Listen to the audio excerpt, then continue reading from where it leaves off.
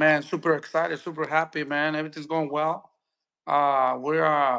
We just finished training, so man, I was like, oh, thank God, because I was about to go eat right now. David invited me to eat, and man, I was like, oh, I don't know if I'm gonna make it, but it was perfect timing, man. I'm excited. So were you able to eat and everything is No, good? no, no. Now, no, we're gonna go after this. Like, he went to take a shower, get ready. So I Okay. told him, hey, I gotta do an interview real quick. So yeah, it worked out perfect. Well, man, so you got your new opponent, you're moving up in weight. I know we spoke briefly, but I know the connection was a little bad.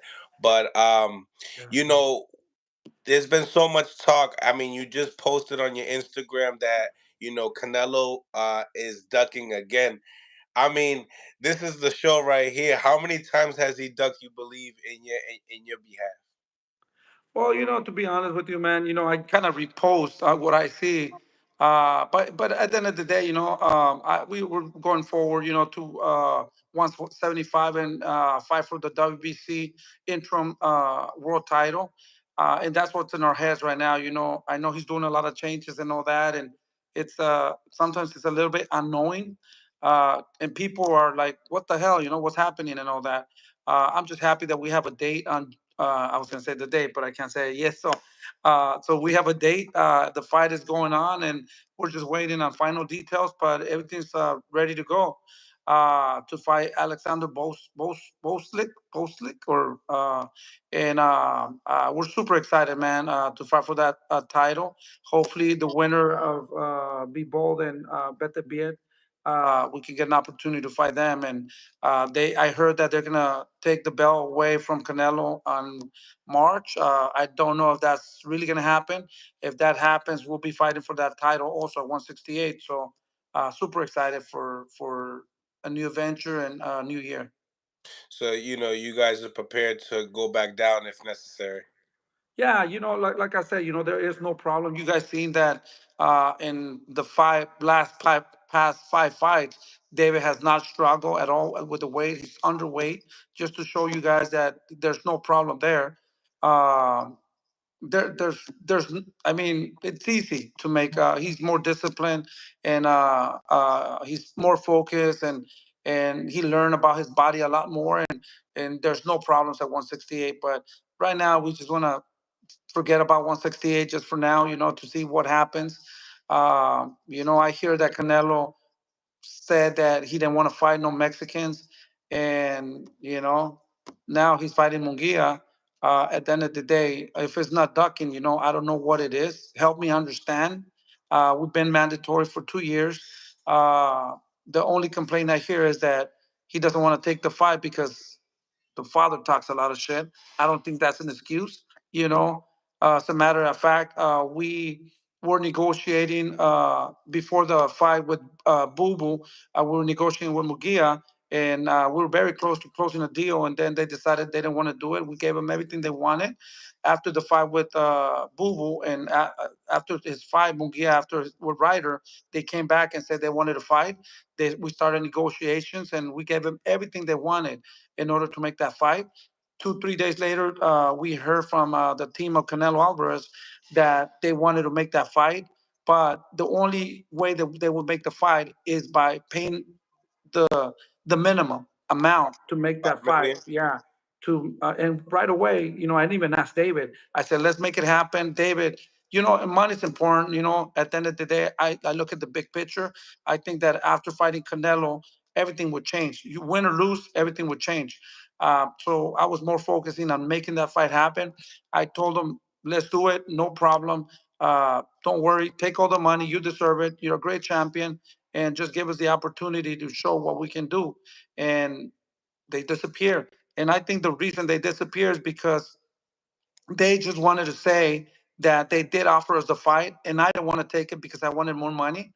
And you know, that's their excuse now. That we said yes, and they disappeared too. So they just wanted an excuse to say that they did offer the fight, but they disappear again. They didn't want to make it happen. Wow. So, do you believe what as far as him leaving to, the zone, is do you feel like you guys weren't even part of the deal to begin with? I And don't. Yeah. Yeah, I don't think we were part of the deal. Like I said, he wanted to milk the cow. He wanted to get as much as he could. And when the opportunity was there to present the fight with David, of course, he wasn't going to take it. And I don't think he wants to take it. And I think he will never take that fight with David. David's super young, hungry.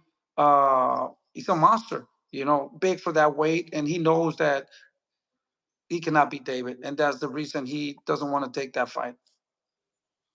Um, as far as the budget is concerned, I guess they you guys offered him, 55 million, and he spoke upon that nothing was guaranteed. I guess, like, do you feel like with the new Amazon Prime, is the budget there for I'll tell boxing? you, I'll tell you something. He's not going to get close to what he was going to get with David. I mean, he was going to get that. That was promised to him to get all that money. And plus, we also told him to take all the money. To make all that money. I was even willing not to take anything from the pay-per-views. Take it all. So guaranteed, flat, 5 million. And even David, right now, he gets paid around that much fighting anybody. So at the end of the day, we knew that that was a great opportunity, and we had to sacrifice. We had to prove ourselves. And now, he's gonna go fight Munguia or Berlanga. I mean, I wish them the best, and I'm happy for them to get that fight. I don't think Berlanga is there for that fight. He got cut. He didn't look as good as he should in order to get that fight. He to me, yeah, he did stop who. I mean, Munguia has been getting hit a lot, and I think he needs a lot more in order to get a big fight like that. But at the end of the day, I'm happy for them, and I wish them the best. And we're here to do whatever we can. I think this is the biggest fight for Canelo Alvarez. He will make the biggest purse in his life fighting David, and he would show the world that he's the best and go out on his shield. I believe that Canelo is not the same. I think Canelo uh, had a lot of wars and had a lot of training camps, and I think his body's worn, and I mean I think he's done, and we've seen it in his past three fights. I think that the mind wants to go, but the body I don't think is there anymore. He had a lot of wars. He's been super disciplined. He has captured so much, something that will be hard for another fighter to capture. My respect for all that, but at the end of the day, everything ends the same. We're going to be in the same position pretty soon, like in about when we're 32, 31. Hopefully not. But sometimes, the wars and the hard work wears you out. Eddie Hearn had a lot to say about it today in the press conference with Haney and Ryan, and he said that Canelo is one of those guys that will never duck anybody, especially not against Benavidez. Uh, You're telling me, yeah. come on. Um, as far as your contract is concerned, and I know that PBC treats you guys good, but how long is that contract anyway? How many? You know what? I don't even want to think about how long is it. We're super thankful to Al Heyman. He has taken care of David. I'm willing to do another contract tomorrow with Al Heyman. He's been paying David very well. He's been treating him very well. Like I said, I'm so thankful for Al Heyman, for everything that he's done to him, for him and my family, actually, with Junior also. I will sign a contract in a heartbeat, like tomorrow. And I believe that he's a legit man. And I think that Canelo would, I'm pretty sure that with David, he will make a lot of money, With all these other fighters, I don't even think he's making half a half what he would make with David. If he's not ducking, if he's not scared, I mean, I want to know what it is, because at the end of the day, the best fight the best. He's the best at boxing. He's the pound for pound, the king at 168. And at the end of the day, if you got those belts, you got to keep proving yourself. As long as you have those belts, young fighters are going to come, and hungry fighters are going to be challenging you. So if it's not miedo, if it's not afraid, I would love to know what it is. If the money was not the problem, I don't know what to tell you. Do you feel like that 3 fight deal for PBC was possibly, Spence and the two Charlo brothers? Due to the fact that Spence, kind of went through a tough time with Crawford. So obviously the styles, obviously Canelo could probably see he could get to Spence. Maybe he can't get to Crawford. Do you think that was the 3 fight deal, and you guys were kind of like just left behind, and you guys You got know that what? I that offer was just to say you had just an offer? I think it was part of the deal in my mind. Maybe, hopefully, uh, give him two easy fights, kind of, and then fight David. Because it makes sense. It doesn't make sense. How are you going to get pay all this money?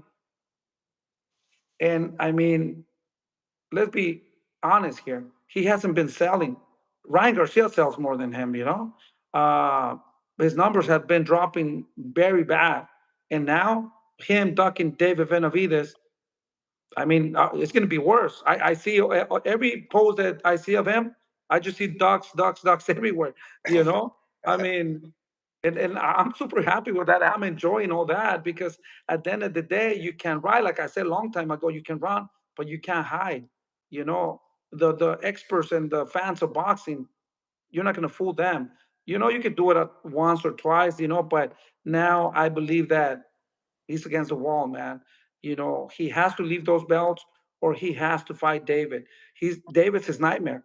You know, when he retires, he's gonna regret not fighting David because it's gonna be on his mind. Everybody, whenever they see him, they're gonna name the Mexican monster, Benavides. So I don't think that he's gonna be able to support that, for a long, long time. He's young, and people are going to attack him with that all the time, and they're not going to give him the credit as a great champion until he fights David Benavidez. Maybe if he would have quit a year ago and said, "Hey, I've done everything I could in boxing, and I'm going to do exhibitions," he would have stayed great with the people. But all this circus now is just affecting his career to be as the greatest, in Mexico. So right now I hear a lot of things, and at the end of the day, I don't focus on him. We'll focus on our careers to make history, and we just want to fight the best. We want to fight Beterbiev or Bivol, the monsters of the division. So we're trying to um, show our skills and see how far we can go with boxing. As far as the move to the zone, do you feel like, he said something about I want to be in boxing for 4 years.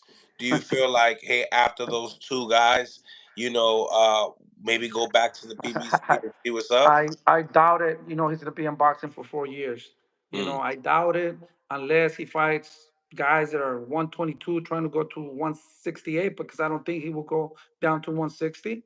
I think I mean, who's he going to fight? I even think Berlanga and Munguia at this point, like I said, his body, man, he's done so much for boxing. No disrespect. But like I said, we've seen him that he's not the same.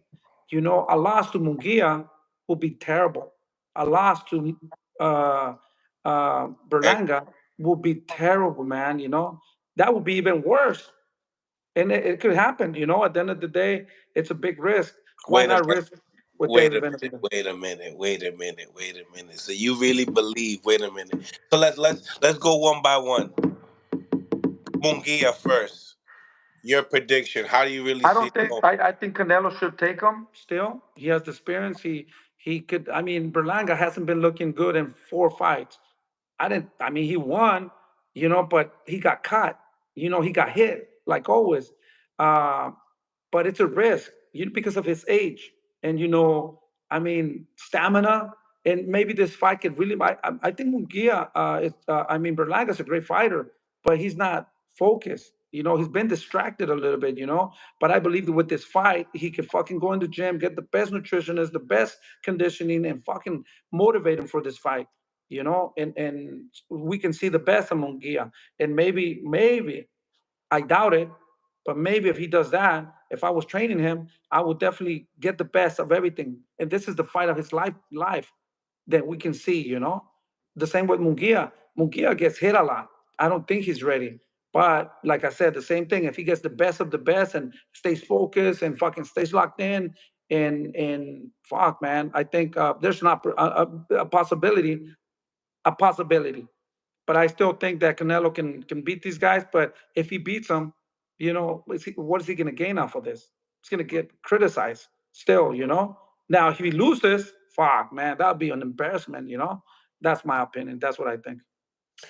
Now, both fighters that we're speaking upon, we got Jaime Munguia coming from 54, moving up, and then we also got Edgar Berlanga that has gotten hit and hurt by smaller opposition.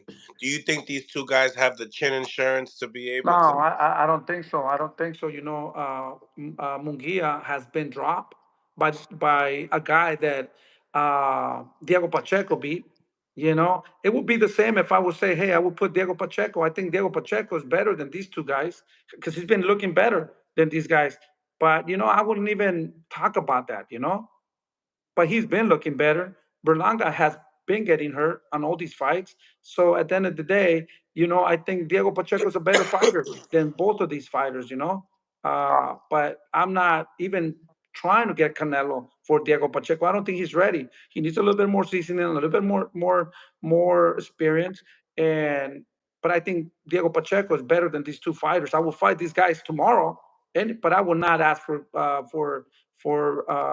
what's the name, Canelo. Now, if they give me Canelo, fuck yeah, I would take that fight, but I wouldn't be asking for him, not right now. Who do you think gives a more competitive fight to the fans? Jaime Not Munguia both or of them are the Berlanga? same. Both of them are the same. To be honest, like I said, they're lacking off experience right now. I don't think they're ready to face that. Like I said, David will stop both of these guys in the same night. Mm. So I don't think that it's a challenge. I even called his manager Berlanga, and I told him, hey, let's make the fight happen. And he's like, oh yeah, no, come on, man. David will kill this guy right now. Give us a little bit more time and all that. And okay, perfect. Because Berlanga was talking a lot of shit. He wanted to fight David. Let's make it happen. And he said, no, no, don't listen to Berlanga. Munguia, fuck, you don't want to fight David. So, I mean, like I said, both of them that night we fight them, we'll knock them out, both of them. Canelo's a tough fighter, like I said, uh, the body's not the same, so it will be a tough fight for us too, but we're willing to take those chances. And why not? We've been mandatory for 2 years and we proved ourselves more than Berlanga or Munguia. So, you know, How Eddie Hearn kind of like talks about this is that he doesn't want to fight Charlo because he's looking horrible. He didn't have a great performance with your son, and in the same time, want to entertaining a fight with Munguia because he knocked out John Ryder, something that he wasn't able to do. yeah, but come on, John Ryder was retired. They brought him again because all that beating that he took with Canelo. Come on, you're gonna base off of that. A guy that who's Ryder. To be Do you honest, think yeah, people would buy into it though? I give him the win. Good win, and he was supposed to stop him, but he was retired, and he's retired now. They'll probably bring him again for another fighter. So at the end of the day, I don't think he has any fuel in his tank. He's just a name now, but and that's what they did with Munguia. So I don't really pay attention to that fight. That was to me that was not a legit fight in order to get a big fight like that. Do you think it sells on Cinco de Mayo I that don't day? think it sells. No, I don't think it sells. We'll see the numbers, and hopefully I'm wrong. It's not going to sell because a lot of people are doubting Canelo now, because he's not taking the real fights. He just wants to guarantee a win. And with Munguia or Berlanga doesn't even, we've seen his show, he doesn't even sell that much. He was in what theater in New York? What's it called? The The Madison Hulu. Square Garden. Yeah. So I don't think he's up there yet. Uh, Canelo's fans are going away. Now they're going away more. So I think it's just going to be bad. They're just going to lose money with Canelo at this point. He has to face David. He has to face B-Ball. He has to face bigger fighters in order to put those numbers up a little bit. I think they're just going to lose money. Now you spoke upon Diego Pacheco, and I'm high on Diego Pacheco, real high on his skills. You said that he could beat both of those guys. Um, now that being said, I feel like this is what Eddie could possibly propose to like an Edgar Berlanga. Um, is he got one more fight? So on his contract, I mean, we could possibly look at, hey, you get a Canelo fight, we'll give you a Canelo fight, but hey, you got to fight Munguia and you got to fight Pacheco. I would say, why don't you fight Pacheco first? The winner of that will fight Canelo. I mean, more. But shit, I love your idea. But I think I would say, I'm looking at it let's. as a promoter, though. Yeah, I'm no, looking no. at But it as a I'm promoter. saying, let's test them a little bit. Let's make it a little bit more exciting. Let's fight Pacheco You know, with. you gotta. It's gonna always be this first, no matter what. Yeah, but at the end of the day, I like your idea, like I said, but I think I would rather, okay, let's fight Berlanga with Pacheco, and the winner of that will fight, or Munguia, the winner of that will go to Canelo. At least, it will be a little bit more interesting. I know you don't wanna. You don't want an Edgar Berlanga with two holes in him. That's what you're Yeah, trying to say. I got yeah, you. I got you. yeah. As a But coach, as a coach and a competitor, I understand you.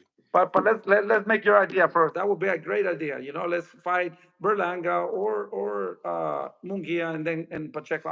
I love that. So that should be great, man. I think that's really good. When I spoke to Pacheco, I mean, he's so excited for a Berlanga fight, like We've super. been asking you. We asked Eddie Hearn for that fight. We asked Kevin Rooney for that fight. I asked his manager for that fight, and I mean, they said they're the best. They're fucking. Let's prove it. Team Benavidez is not afraid to fight nobody. We're always trying to push it and give the fans the fights that they want. You know, us like we're Rayo Valenzuela. We fight anybody, man. At the end of the day, we want to prove ourselves and show that we're the best. So. Uh, we just want to give the fans the big fights. We want to make history, and we want to be known as we fight anybody. Uh, at the end of the day, I think if you do well, you'll make money in doing that. I gotta say that looks like a beautiful house. I gotta say. uh, um, now speaking upon the fight with Munguia and Berlanga, who would you favor in that fight if Eddie does Yeah, put that together? they're about the same. That's a good fight. That's a fight that is, to me, it's a 50-50 fight. I will go a little bit towards more Munguia because he's been more active and he's been in wars a little bit more, and I think he has learned from that. Munguia, all the fighters that he had fought are more, to win, and he's been struggling with them. And I think the competition of Munguia has been a little bit more tough than Berlanga. Mm. I will go with Munguia. Munguia, Munguia. I gotta say, like, you kind of messing with the two of the best. You know what I'm saying? You got PBC, you got Eddie. I think you guys are basically the best that are really doing it right now in boxing.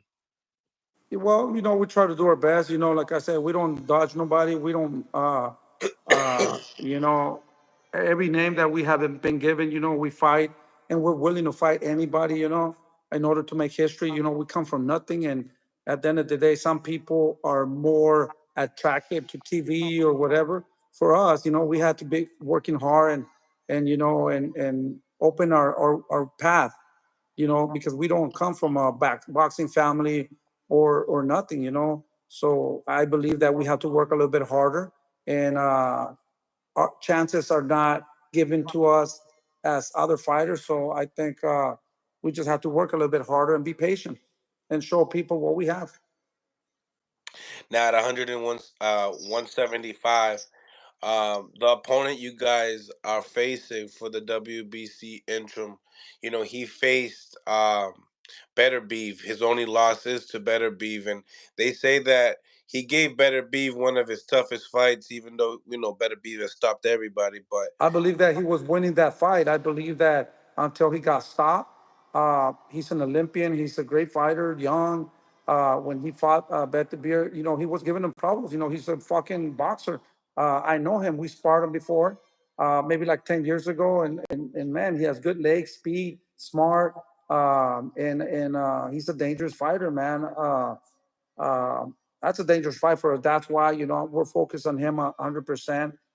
To be honest, I really don't want to talk about Canelo anymore, because at the end of the day, we're not fighting him. We already got a fight, but we can't help it.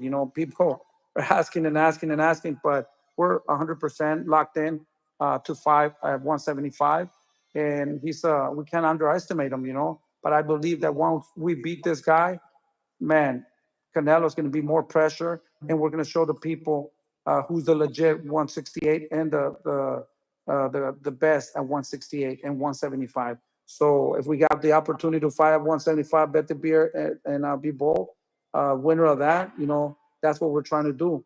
And if they strip Canelo off the 168, we'll fight for the 168 title.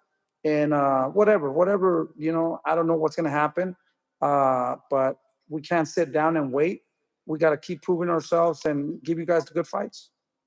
Would you have to say the fastest way to a title possible is where you guys would go? Um, Because it seems not to me that the you guys have PBC likes to do a lot of in-house fights, and you guys have a lot of guys at 168, right? Yeah, well, we have a lot of guys at 168, but at the end of the day, I think all these other fighters are Instagram fighters like Morel.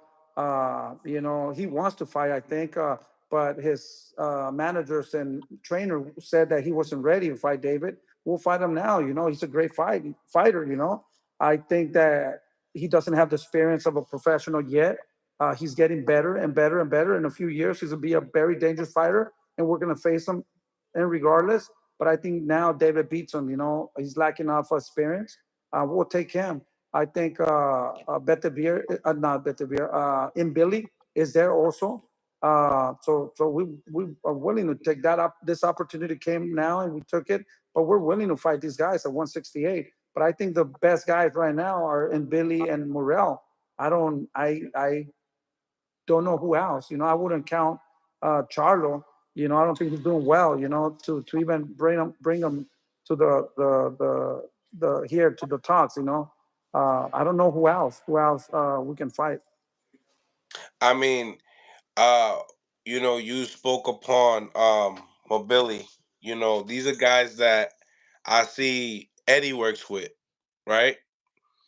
Now, like, you think is that going to be a hard to make business with Eddie and PBC with some of these fights? Because then the winner that's top ranking Eddie too with Bevo and better beef. Yeah, he'll feed anybody but Canelo. So at the end of the day, it's the business. These guys need to prove themselves. They're not like Canelo. I feel that they're taking care of Canelo right now because he can do whatever he wants at certain point. Uh, but these guys, I mean, if they don't fight David, who are they going to fight? It's only a chance of a lifetime. So I don't think it shouldn't be a problem there. No, I don't even see a problem there. Like I said, they're not up there. They would love to fight for the interim title, and I mean, I think those fights are very doable. Um, when we were speaking about Morel said that looking at the performance of Edgar Berlanga, he said he can get him out of there in one. What do you think? You know what? I'm gonna give it to Morel. I think Morel has fought a little bit more, and he's an Olympian. I think he's better skill. Um, I'm not gonna say he's beyond them, but I think he's a little bit more than them. I see him kind of beating Munguia. I don't know about what's the name of no, not Munguia, Berlanga. Munguia, it's a 50-55 in my opinion. But I see that he could beat Berlanga. No, absolutely. Um, it just it, it seems to me that the 68 division is kind of going all over the place. Even though there's a lot of names, there is a lot of like territories to cross and all that other stuff. But you did talk about Bevo and Better Beef and wanting the winner of that.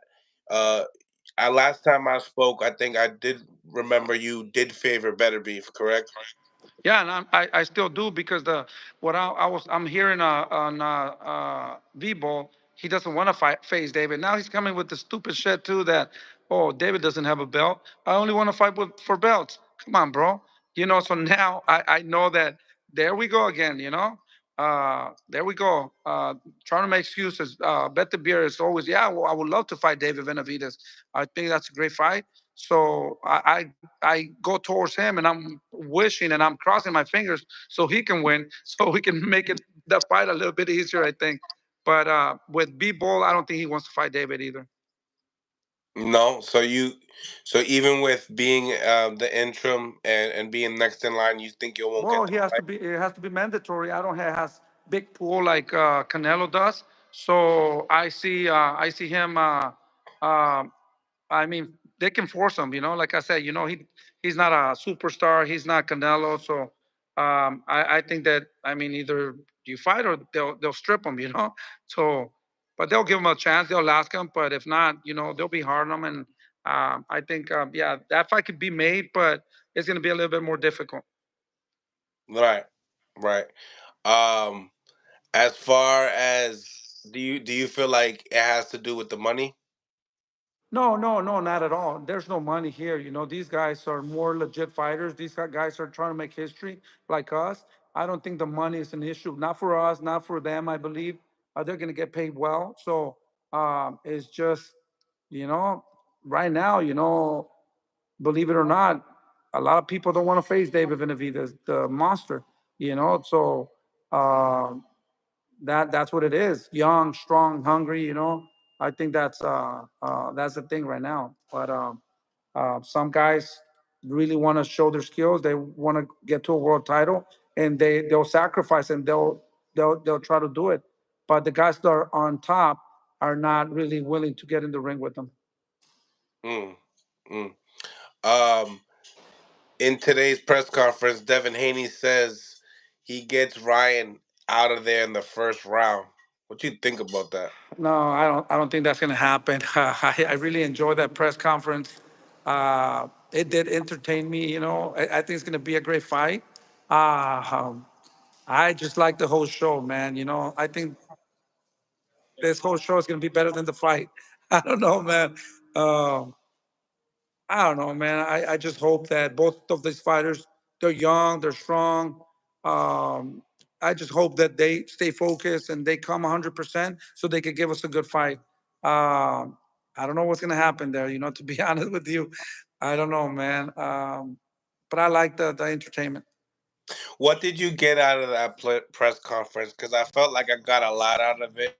We've seen, Ryan give Hopkins a hug, saying there's no beef. We got a lot of tension upon uh, Bill Haney speaking upon the Mayweathers, speaking Yeah. upon the sparring clip and everything else. What did you get from this press conference? Because I thought it was lit. Yeah, no, I thought it was great. I was laughing. I was entertained. It was a good press conference. It's Without gonna being be physical, without even being without, physical, yeah, right? without being physical. Everything's good. I just think that uh, Garcia is a little bit more. I would say pressure and fuck, man. I just hope that he's focused. I don't know, man. We seen Ryan Garcia. He's a great fighter, but I always thought, and I think that he has a lot of problems, a lot of distractions.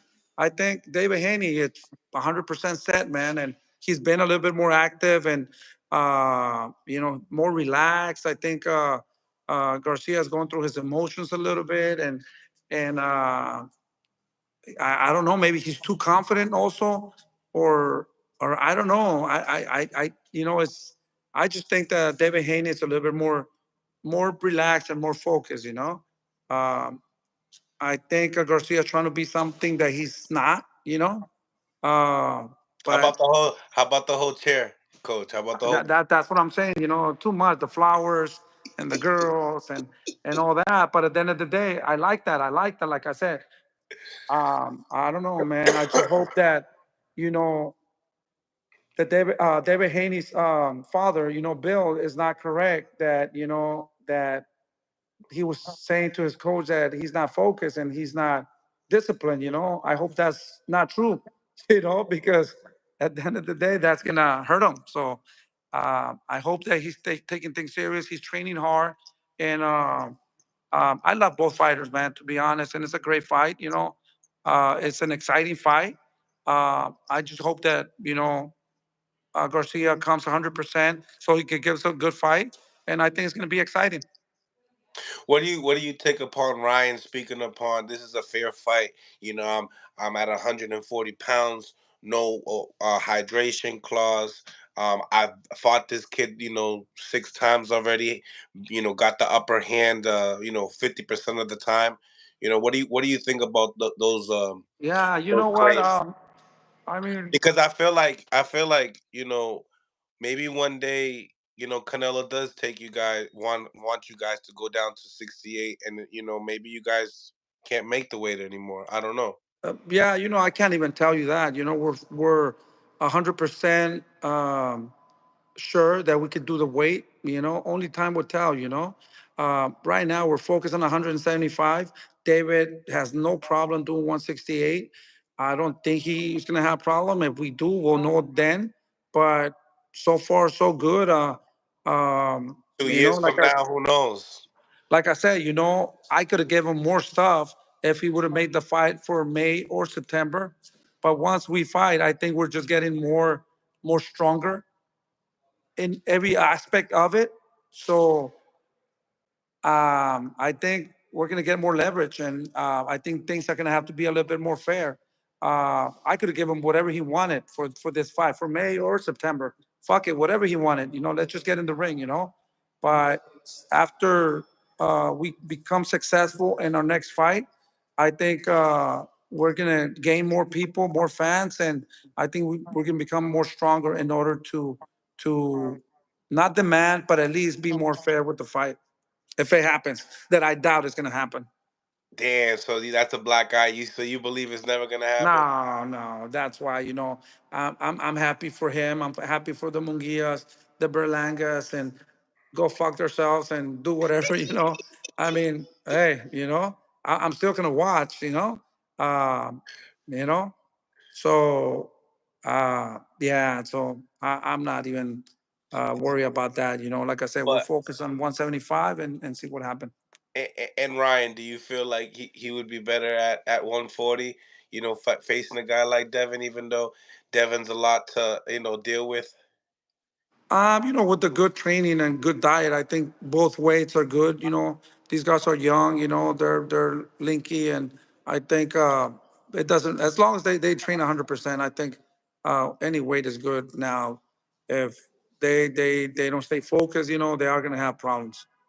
Did you feel bad for Derek James when they're like, oh, he knows that he's not disciplined. He knows that like Derek's just like quiet, like he's not even. Yeah, he doesn't say anything. The father and both of them are speaking to. I didn't really like that part because if I'm training somebody, I'll fucking jump in and motherfucking, we're gonna fuck you up.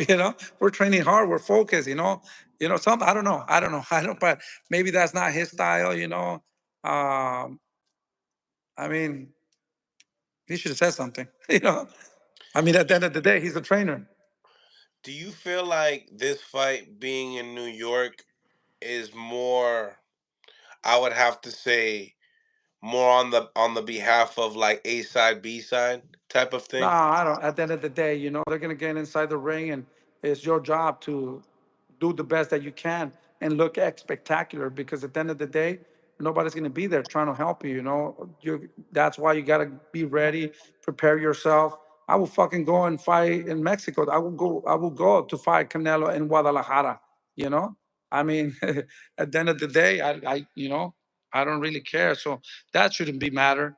It shouldn't matter at all. I think just prepare yourself, stay focused, stay locked in, and that's a big fight. Something that is going to define your career. Yeah, absolutely, absolutely. Um, Other than that, besides that, other than that, in the press conference itself, what else did you enjoy?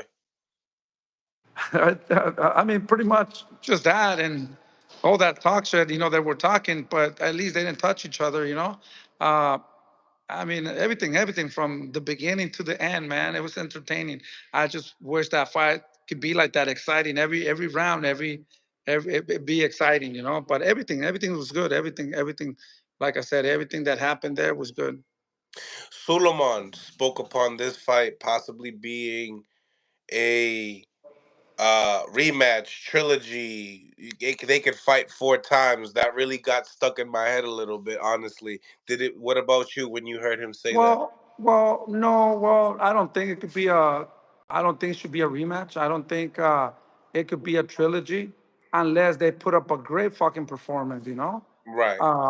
That's the only way that's gonna happen. But if it's no match, if it's somebody's weak. Yeah. I mean, nobody's gonna want to see that in the second time. But if they come in and looks good, and I mean they give it their, if they have their moments, both of them, and somebody gets knocked out, yeah, we want to see it. But if the fight just goes one way, I don't think it's gonna be a trilogy. Ryan says this sells more than the Tank fight. I believe that 100%. I think he sells more than Canelo. I'm gonna give him that. I think he has a lot of fans, and I think he does sell a lot.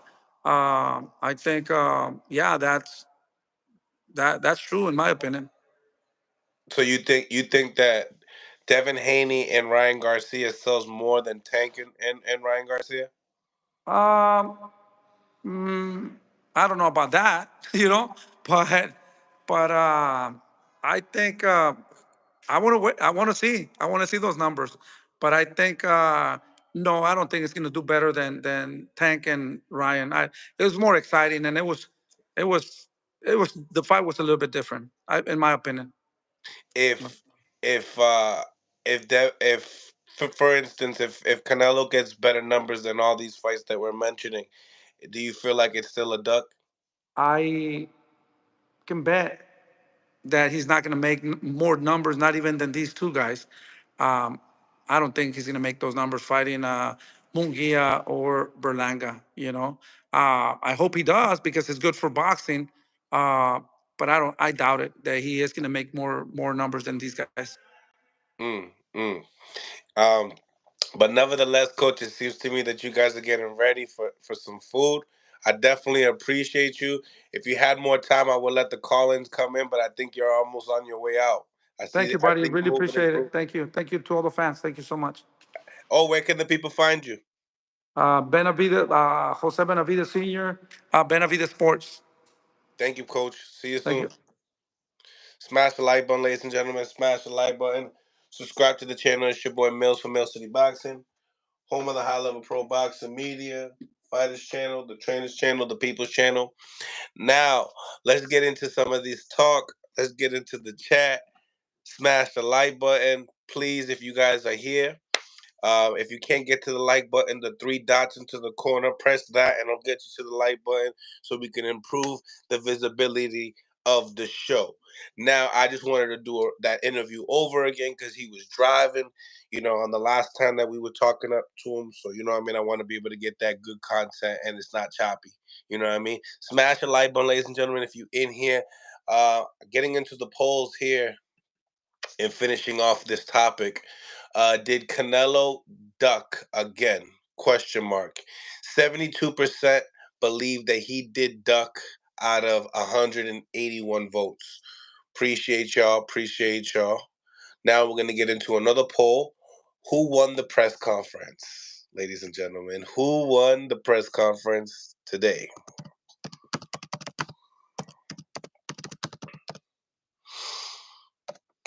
Splash that like button as well.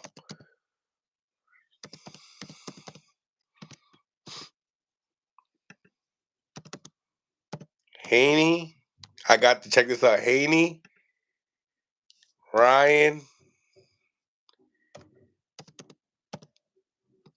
Check this out.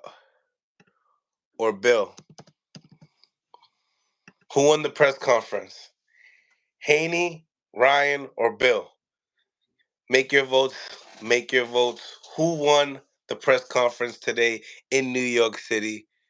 Bill Haney, Devin Haney, or Ryan Garcia? Let me know what y'all favorite parts of the press conference were. Some of the eye-catching thoughts of the press conference. Yes, Bill Haney, yes. Because he had a lot to say and he brought a different type of energy to the press conference. I'm not going front. It was like all happy. You know, you had Ryan coming in with the king chair. You know, you had Devin Haney coming in with the Timberland boots, listening to Biggie coming in. Salute to him. You know what I'm saying? Finally, he's dressing correctly. You know what I mean? Nah, I'm just playing. He just sometimes he has the some of the wardrobes. I'm like, I don't know about that. But anyway, smash the like button, ladies and gentlemen. Let's get into this, right? So now this fight's happening in Brooklyn. This was a great press conference. It was very entertaining. Nice to see Ryan going back to his team, getting along. The little hug with B Hop was cute, right? Um, Getting into the little back and forth with Devin Haney and Ryan Garcia, I liked it.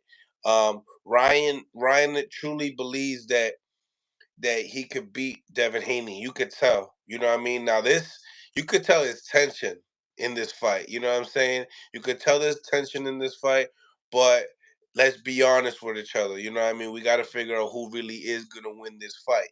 You know, Devin Haney knows he possesses the higher IQ, the better skills. Ryan Garcia believes that he can knock out Devin Haney. So there's a lot of things going on. And salute to Ryan Garcia as his dad as well. He hit me up. So hopefully he's ready to chop it up real soon. Smash the like button, ladies and gentlemen. Smash the like button. Um, I mean, Devin Haney has a big advantage in the Vegas lines already, so it's gonna show you where this is really gonna lead to. Now, Ryan definitely needs to be able to knock out Devin Haney. If he's not able to hurt Devin Haney, then he has a big problem. Um, don't y'all remember when we were speaking to Coach Breadman, right? And we were talking about the standing eight counts and they were Ryan's dad was talking about the standing eight counts and the amateurs, and Ryan ended up saying that Devin was like kind of out of it, you know what I mean, when he hit him and he gave him the standing eight count versus when and then Haney said that he gave Ryan a standing eight count in the last fight. Now in the last two fights Devin Haney won. So, but like once again, if they give out in amateur boxing the standing eight count, like often, you know what I mean? Uh, so the way they're saying with Ryan standing eight count was like, yo, listen, the dude was out in a real fight. Ryan would have got him out of there, and they're claiming that that Haney's standing eight count was it could have been like something that wouldn't affected anything if they met in the pros. Anyway, so there's a lot of back and forth when it comes down to that. And there's where like the storyline meets when it comes to this fight. A lot of excuses with Ryan Garcia as far as the fight with Tank Davis, saying that he had blisters all in his mouth in the weigh-ins and stuff like that, so dehydrated and stuff. So I seen that he put a lot of blame into the descriptions of the contract and in the deal itself. It is what it is. But Ryan in this press conference, there's a religion gap here too. They're talking about religion here as well. I don't understand why they're talking about religion. It seemed like there's a lot of channels out there saying that Devin Haney be basically he became Muslim to have a crowd of Muslims to support system for his career. I'm not saying that, but that is something that people have said. So Ryan he's not all about that. I guess they might have said something. I don't know. Hopefully, the religion battle doesn't need to be a topic for this fight. Real talk. Um, but nevertheless, I'm very happy the fact that we're getting this fight April 20th. And it's being in Brooklyn. I think that's gonna be unique a little bit, you know. Now Sunaman saying that this could be a trilogy or 4 times, it kind of makes me feel like these guys probably will, you know, if it's a competitive fight and it goes the distance, which I do have this fight going the distance. Why wouldn't this fight be a rematch? Why wouldn't it be a trilogy? Um, does this fight benefit Ryan in Vegas? Does it Does it benefit Haney in Vegas? Does it benefit who does it benefit in New York City? Is it the judges, the judges system? Does it really matter? You can fly in judges from anywhere, really, at the end of the day. What is the reasoning? I don't know why they bring religion into it. You beating another man's head so I don't think God has anything to do with it. Absolutely, it doesn't. But it's just like some people are saying, Jackie, that they're trying to bring in that for the sales. Now, another thing, do y'all really believe that this fight is gonna sell more than what Ryan and Tank did? Now, do I really care about the sales too much? I mean, yeah, it's cool to see the growth of boxing go up and stuff like that, so that's cool. But in reality, do I really care? No, not really. I really just want to see these guys go at it and see who is the better man that night. Um, Now, what else in the press conference was really catchy? Uh, I think that them speaking upon the fight that it could possibly happen. You know, 4 times. That was something. Uh, does Dev and it's true what Senior said. You know what Senior said. Senior said that if it's so one sided the first fight, yeah, but I don't. How one sided could it possibly be? You know, how could it be? Oh, Henry Garcia calling Bill Don King. That was a good one. Shout out to Philip. That was definitely a good one. For sure, for sure. Smash the like button, ladies and gentlemen. Smash the like button. We're gonna get into the call-ins real soon. I definitely want to get the people's opinions on this press conference. Let me know what y'all think. Also, in the interview that we just did with Jose Benavidez as well. You know what I mean? And while I was doing this live, Ryan's dad texted me, so I kind of want to check that out, see if he's down to like talk with us.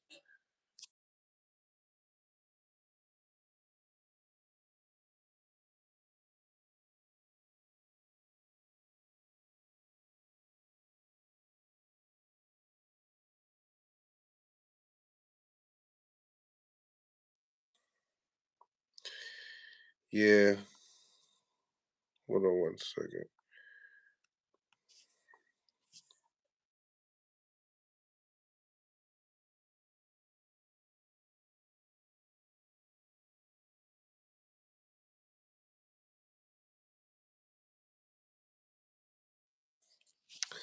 So yeah, so Ryan's dad just texted me, so I just wanted to see what's up with him. But ladies and gentlemen, please smash the like button. Appreciate you to improve the visibility of the show. I want to get the call-ins right now. See what the people believe, what the people think. I can't wait. You know, this is a little spark for boxing. Smash that like button, ladies and gentlemen. Also, become a member of Mill City Boxing. Oh, do I have the membership pinned up here? Oops, let me put the membership up here. Excuse me.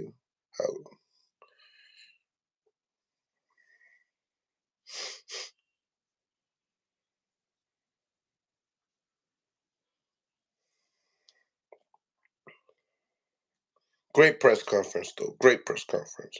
You can't go wrong with that one.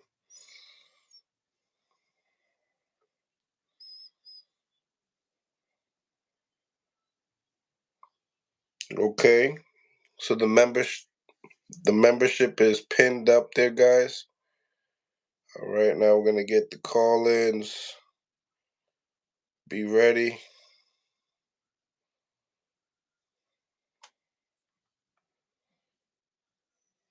Okay. Subscribe to the channel, ladies and gentlemen. Subscribe to the channel. Become a member. The link is pinned as well. Subscribe to Mill City Boxing on YouTube. Okay. Call lines are now open. I got my man Jay up in the building. I'm pretty sure he's seen the press conference as well. Smash that like button, ladies and gentlemen, while walking in. Appreciate y'all. Appreciate y'all. We got Jay in the building. What's goody? People saying get butt up in here. What's good? Yo. What's going on, Jay? Hey, this is Garcia from the YouTube. Hey, think some weird shit. What up? What's going on, man? Who this right here? Garcia, Belichick. You from the YouTube?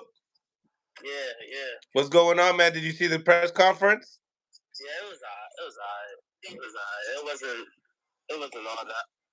Yo, Jay, were you able to see it? No, I ain't see that shit, but I do like the little highlights. I like that Ryan pulled up on Eddie and told him to shut the fuck up in so many words. I like that. Man, but it wasn't man, you know how Ryan is at the press conference in front of the cameras. You know how Ryan is. Yeah. So you wasn't feeling Ryan? It was straight. It was straight. Like, it's good for business. You know, I understand the business. King you see this one right here, King? He's next up right there. Yeah. Lorenzo in the building. What's going on? What's happening? Can y'all hear me? Oh yeah, we can hear you. Look who we have here. What up? What's good, family? What y'all got going, man? Man, so right now, man, I'm in the hospital right now. Oh man, hopefully everything is good. Yeah. How y'all been? Who y'all got, man? Who? I'm gonna take Ryan on this one. Why you say that? I just believe he has the mechanics to beat Devin. Mm. But he got the mechanics or the ability? The mechanics state that he has the ability. It's a synonym for it. Bro, you don't believe that. You get on here and do that shit every time, bro. Stop that shit, bro. Nazir, thank you for calling in, my brother. You want me to sit here and state the obvious, which is Devin Haney has a better tool list. That's what you want me to do. No, I want you to say that Devin Haney is going to win because you know he's going to win. Listen, I don't know what's going to happen. Ryan has a puncher's chance, and I'm going to keep it spicy for Mill City, and I'm going to choose Ryan Garcia. That's what I'm going to do. Okay, spicy, man. Yeah, you know what I'm saying? I got to give a different perspective. You feel me? If I'm just sitting here agreeing with y'all, then it don't make no sense. Someone got to speak up for Ryan. So you put your money on Devin though. Right. Yeah, I will put my money on Devin, but I'm going for Ryan, the reason being is because I do believe he has a tangibility to beat Devin. I think that Devin's gonna overlook Ryan just a little bit. Okay. I don't personally think Devin is gonna overlook nobody because Devin never has overlooked anybody. He actually said it very, very clear when he was in the corner with his father. Hey, shit. I don't know. He knows exactly what I'm doing, so he always kept it real. He came not to even play with what's his name, Regis. He didn't even play with him, and I don't think he's gonna play with anybody. Well, I got Devin beating Sparks out of Ryan. You got him beating the Sparks off him? Sparks. I'll tell you like this, man. I don't think that Devin's gonna be in a walk in the park as easy as Devin makes it out to be. You feel me? He went 7 with Tank, so he's bound to at least go all 12 with Devin. Because we know Devin's not getting anyone out of there. Barrett Kelly, what's going on? You say you liking Ryan? He's a warrior. Yeah, I like Ryan. No, wait, time out. Oh, wait a minute. I don't like him to win the fight. I like him. As the person. I like him. Styles make fights. Oh, okay. Ryan a warrior. Like that boy. I like that boy. Yep. And guess what? I like these other guys a lot. Not these, but a lot of the other guys acting around his way. He willing to fight the killers. Yeah, and he running to the fire. Yeah. Teofimo running to the fire. Haney running to the fire. Ryan running to the fire. So what you trying to say? Because most of them got their own ticket. I don't really. I'm not really a fan. I'm not really a fan of Tank fighting boys. Why? And I'm a big Tank fan. Why aren't you a fan of it? I'm a big Tank fan. Okay, why aren't you a fan of it? Because I want to see the big fights be made. I want to see the super fights. It is a big fight. It's a big fight, super fight. Like I want to see unification fights right now. Like I want to see what Teofimo did with Lomachenko. I want to see what Haney did with Cambosis in Australia twice after Cambosis upset Teofimo. Well, then Tank has to get out of protective custody. I want to say what? Then Tank has to get out of protective custody. That's what I'm talking about. You ain't hear what I just said? Yeah, because he acting real scary. Wait, time out. You ain't hear what I just said? I want to see. You ain't hit that. That's what I said.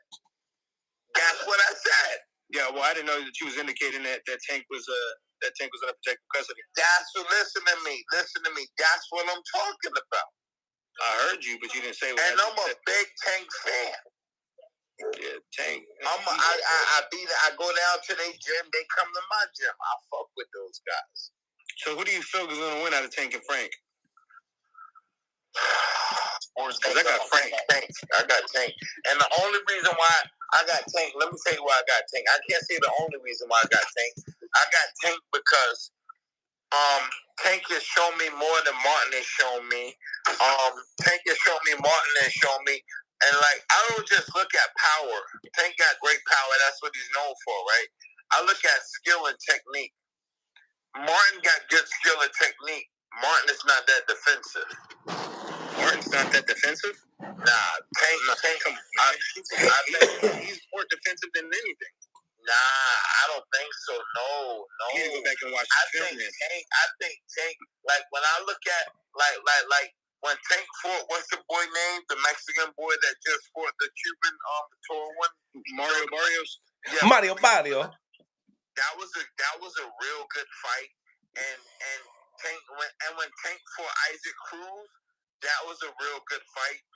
And those are guys those are the only two guys really that made Tank show another Tank. You dig what I'm saying? Hell yeah. They made Tank show another Tank had to change the style up to fight those two boys. Let me tell you something about Mexican fighters. You ready? Let me tell you something about Mexican fighters. You ready? You better be in the best shape of your fucking life times 50. You better have all the fucking heart in the world. And them niggas gonna take your hot shit and they're gonna be right there to give you theirs. Now, I won't front. A punch that you don't see him knock anybody out. I don't give a who he is. You understand what I'm saying? The punch that you don't see knock anybody out. The Mexican fighters fucking killers, my nigga. You ever been to Mexico? Yeah. I just went to my birthday. Listen to me. When you go to Mexico, yeah. When you go to the airport, not leave the fucking resort. Stay on the resort. It's a mentality. Them niggas is killers. And they bring that same shit to boxing. Am I lying? Am I lying? No, you ain't lying. The comments crazy. You ain't lying. Lying, you flying. You ain't lying. So, am I lying? So why do you got Devin over Ryan? I got Devin over Ryan because Styles make fight. Hey, how you doing? Let me take you out. I gotta get a shot now for this pain, man. So I'm gonna holler at you. All right, Ryan Garcia takes the fight against Devin, and then Frank. Devin is the smarter of the two boxers. That's why. The smarter of the two boxers. Look at Lorenzo, man. Lorenzo wildin'. You feel me? Talk to me. Brother, what Greg can I get at? Well, my son Greg here around? Yeah, that's my guy. But guess what? I think Devin is the smarter of the two boxers. I can see that. Devin got outbox him. Styles make fights, man. Styles make fights. Ryan feet fucked up.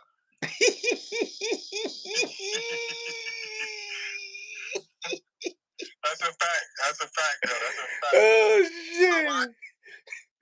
That's a fact. Hey yo, are you gonna have Andre Ward at your gym? You know who else's feet was fucked up? Who's? Regis program. 100%. Yeah, I said that. Yeah. Devin Haney program with his feet.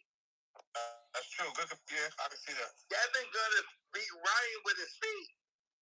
I agree. Yo, Eric, to switch not to switch too much gear, but you gonna have Andre Ward at your gym? Yeah, that's my beer. For a book signing? Yeah. You What? pulling up too? Yeah. You pulling up? Yeah. Where's that? You know that. What city? New York, in the Bronx, South Bronx. Okay. I just came from up there. When? I was up there like a couple months ago. My nephew up there. Motherfucker. I'm gonna stop by this time for sure. Nigga, why the fuck you let me know? Yo, Kelly, I'm in your hood. Like, hello? No, facts. I'm dead wrong. I'm on my way next time for sure. Hello. For sure. We gotta stop by. That's what else. I know a lot of them things. Smash that like button, ladies and gentlemen. Smash that like button. Subscribe to the channel. My motherfucking city. And don't say, what the fuck is wrong? No, facts, man. I'm tripping. Where you from? I'm from Cleveland. Oh, Cleveland ass nigga. Come on, now you know Ohio got the best motherfucking bump. Now let me tell you what happened. You ready? You know? Okay. Talk to me. Aaron Williams. Yes, sir. Shout out to my nigga Miguel Gonzalez. Yes, sir. Gonzalez, the way he says it.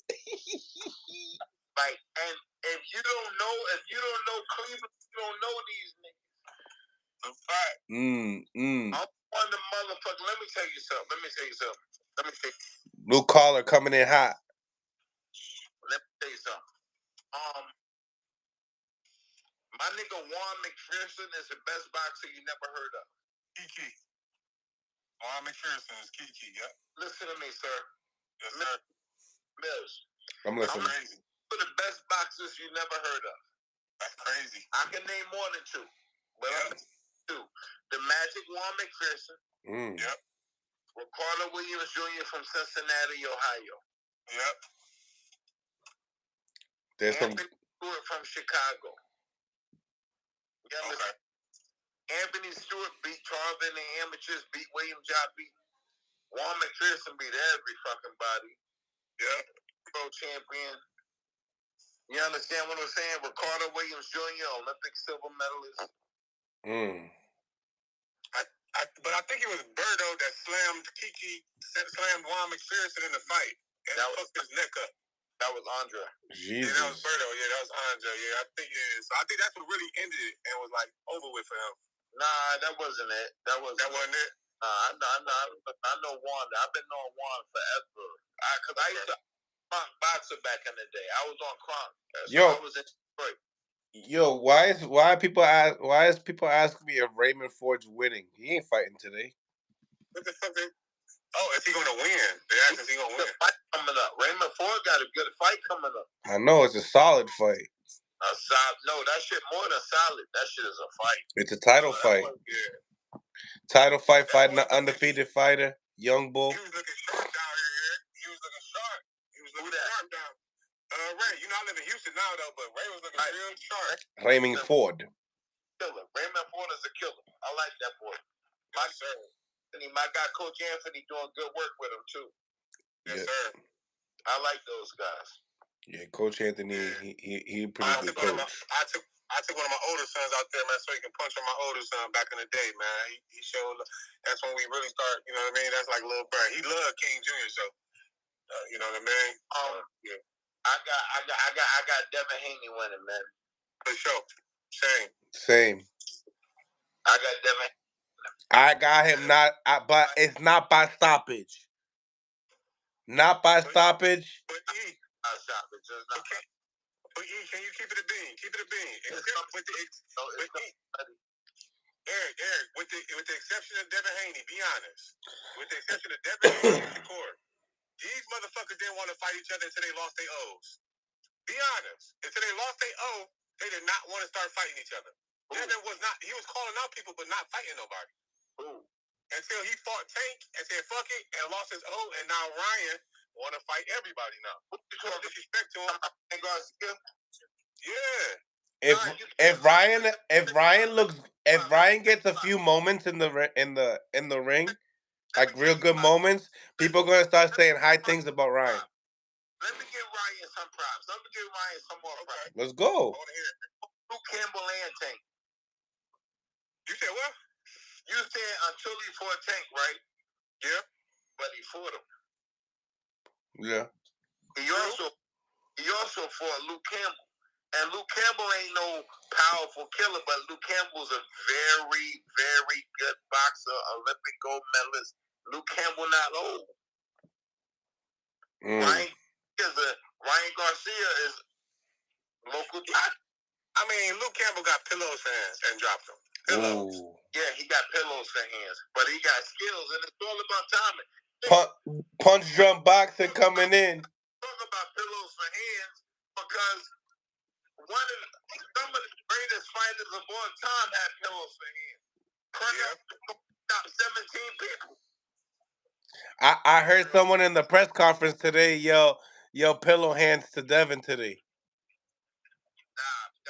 Devin Did you hear that shit, Punch?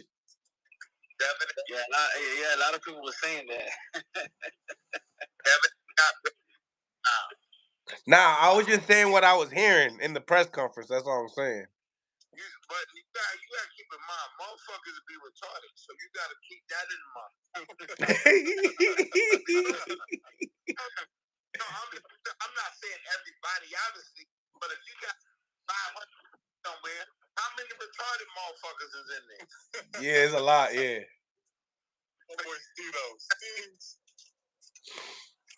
Talk to me, Punch. You like the grill? You like the grill?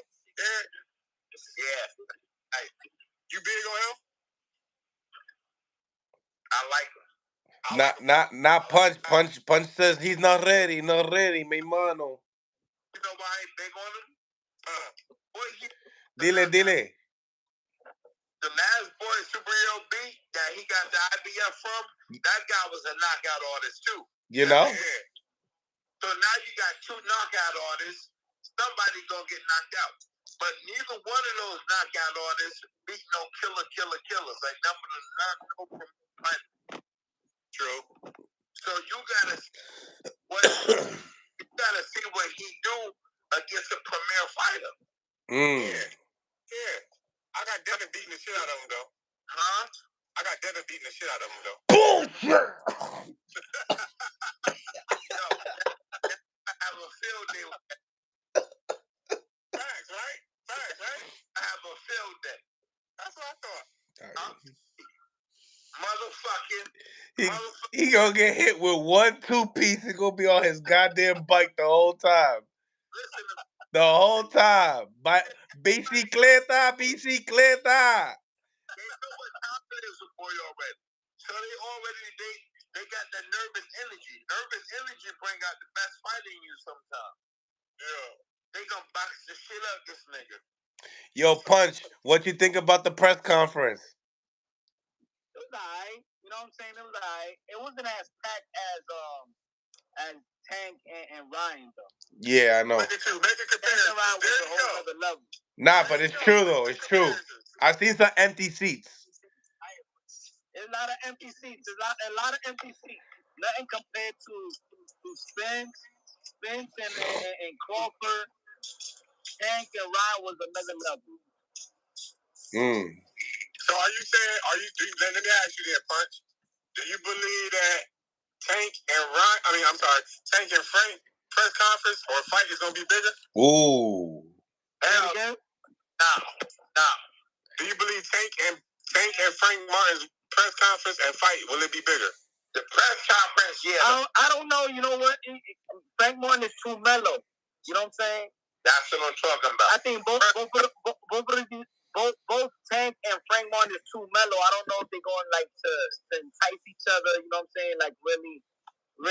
I don't think the energy level is gonna be up for Frank Martin and Tank. Nah. I don't think a lot of people know who Frank Martin is though. Too. Frank Martin gonna get stopped. Yeah, I feel like he's like a low budget Gary Russell Jr. Damn. I get it. Damn. Hey, okay. Shit, everybody in DC on your neck now. Yeah, they is. I don't care. I think that Frank Martin. I don't know, man. Frank Martin is just a. You think, do y'all believe that Mayweather let Ryan see the sparring clip? The sparring of. I think so. Yeah, sparring clip of what?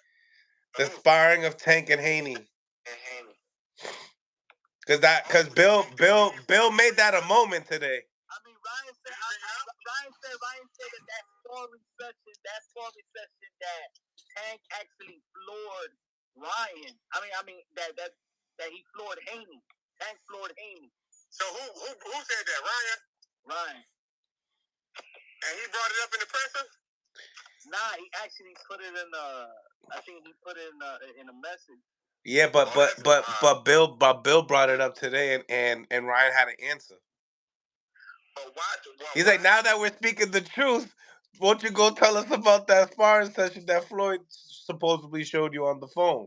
If we didn't make sparring such a fucking big deal, bro, it wouldn't even matter. I know a few people that got put to sleep in sparring, but that don't make them. They still was champions or still was lit. It doesn't mean that. You know.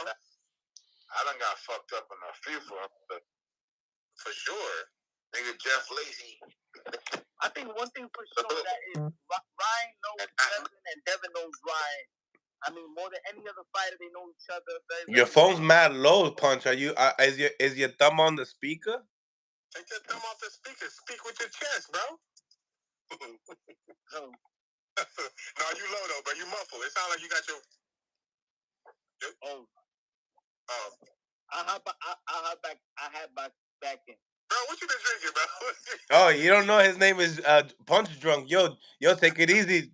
Take it easy driving over there, loco. I see you. You can see it all over your face, loco. Damn, this happy hour. Where was you at for happy hour? Look, everybody pull up. I was around 46 and 9.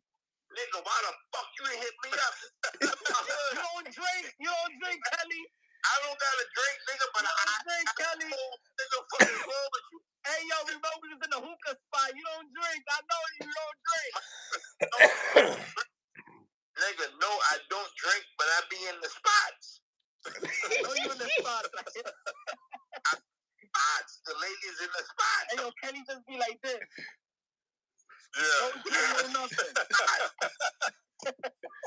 Ain't nobody hit me up with shit, my nigga. Hey, yo, that was my bad. The spot. 26th Street, 29th Street. Yeah. 27th. 27th. We out. When now? I'm right here. You there now? I'm parked. No, I'm parked. Yo, you driving? I'm driving. All right, check this out. Right now, I'm in the X. I'm at the gym. You in Brooklyn or where? I'm in the X. I'm in the Bronx. I'm at the gym. God damn, the BX. Come on, it's man traffic. That's why I stayed in Midtown. Stop. You making excuses now. You know the traffic. You know the DJ. Oh, that traffic. Ooh. It's all bag. Look at me. It's 8 o'clock. Traffic dead, my nigga. You just don't want to be in the rain. It's raining outside. You just don't want to come outside. Yo, listen, y'all. If y'all gonna have a date already. No. I'm about to look like, yo. I'm around. Yo. Did you go to date the Matias spot? Yo, me and Jay we would have already copped the number and we would have been on our way. We would have already been on the way. What? Condone y todo. What's up? Uber driver. Uber. Nah, you push truck, so you would drive about Uber, nigga. Nah, push truck, you would drive. Y'all bromancing. Y'all bromancing right now. We feel like the third wheel is back here, huh? Yeah. I mean, the press conference. I thought you were going to be out there. Nah, I never said I was gonna pull up there. You said you were going to be out there. What's the point of being? Oh, I did say I was gonna be out there. I did. Yeah, you did. Yeah, I did. Last minute pull up. I've been in my teeth. Oh. But hold it for it then, yo. But Up on me next week. yo, what you think about Bill Haney saying, yo, he better teach Ryan and Hopkins better teach Ryan that Philly shell. I don't know. You heard what he said about Bud Crawford? Yo. He went in on Bud. He went in on Bud. Bill Haney. What did he say? He's saying that this ain't the Bud Crawford era. That he was in the era where he was basically under Floyd Mayweather. He was in the shadow of Floyd Mayweather. This is the Devin Haney era. Yeah, that's what he said. This ain't no Bud Crawford era. Then he went deep as, you tell me who in Mayweather's resume that Crawford wouldn't beat or knock out. I can't say. I can't say that. Speak your mind. I can't say that. Crawford would have, man, I don't know. Because if you put the right Miguel Cotto in there against the right Crawford, it's a good fight. I think a 140 Zab Judah, but Crawford would have been a good fight. Hell yeah. Tell you some real shit. The right Oscar De La Hoya against Crawford. Yeah, 40 Zab Judah and Bud would have been nice to watch. Oscar De La Hoya, one of my favorite fighters of all time. He's in my personal top 5. But he dug Zab though. Huh? He dug Zab though. Who? And he forgot De La Hoya. Well, I was gonna say who dug Zab? De La Hoya. Pacquiao. Who would have won, Manny Pacquiao or Bud Crawford? Bud Crawford. How the fuck dug Zab? How? And Zab, my brother, how he dug Zab? He dug Zab, bro. He dug Zab. He was his mandatory. He was his mandatory. Huh? He was his mandatory at one upon a time. Yeah, but who did he fight instead of fighting Zab? That's what I'm saying. Oh, probably Trinidad or some shit. That's what I'm talking about. Yeah. I feel you. Dug Zab? Yeah. You fought Felix Trinidad. I'm saying possibly. I don't know if it is true. No. Yeah, you didn't duck Zab. And Zab, my brother. I love Zab. Oh yeah, well you have that. You're gonna have to have that debate with him because he feels otherwise. All right. Bring him in here. Oh no, we can't do 5. We already got 4. Fuck it. So you telling me that y'all enjoyed it though for the most part? I wasn't there, so I ain't see it. Punch Trump was there. Punch, you weren't there, or you were? He was there. You was there? Say it again? You was there? At the press conference, right? Yeah. And how was it? It was alright. What did Bill say when he seen you? Huh? When Bill seen you? It was alright. I mean, I wasn't as hype. Nah. I think they know each other very, very well, man. I think that's no tongue-in-cheek type of shit. You know what I'm saying? I think I don't know. A lot of WWE there, in my opinion. It's a lot of WWE. You really feel that way? Yeah. I think they know each other very, very well. I think they respect each other too much. Henry, Bill, the fathers. I think they just know each other. I think they're very.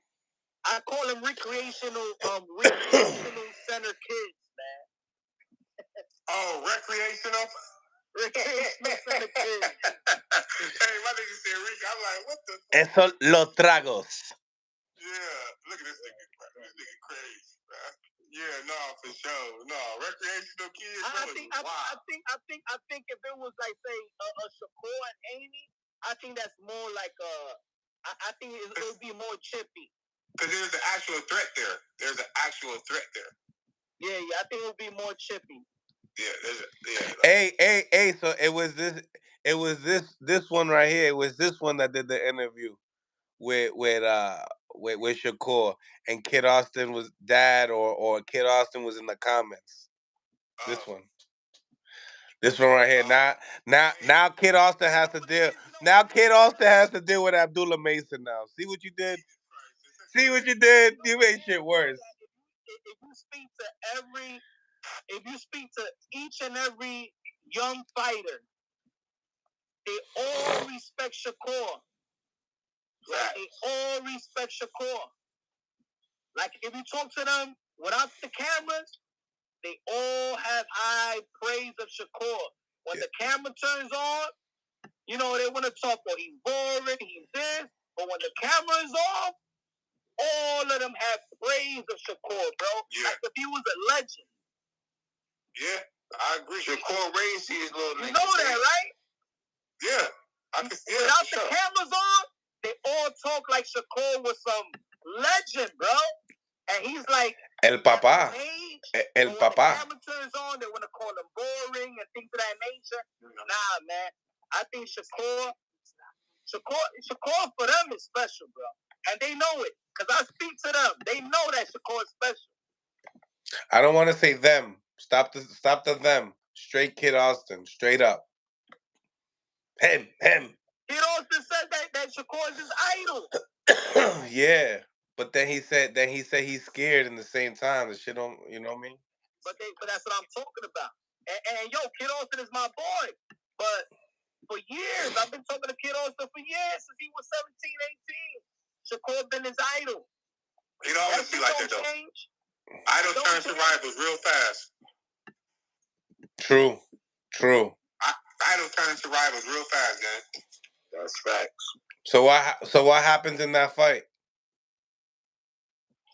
Well, Kid and Shakur? No, Kid and Abdullah.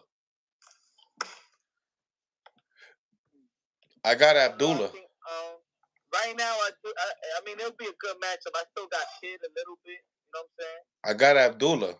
He's sharp as fuck. Yeah. Super sharp. You know what I mean? I can't hear you, Jay. Yeah, my children in the background. You know I got a bunch of children. Oh, okay. What you think about that Eric Kelly? I'm a big Shakur fan. No, I'm talking about Floyd, Kid Austin, and Abdullah Mason.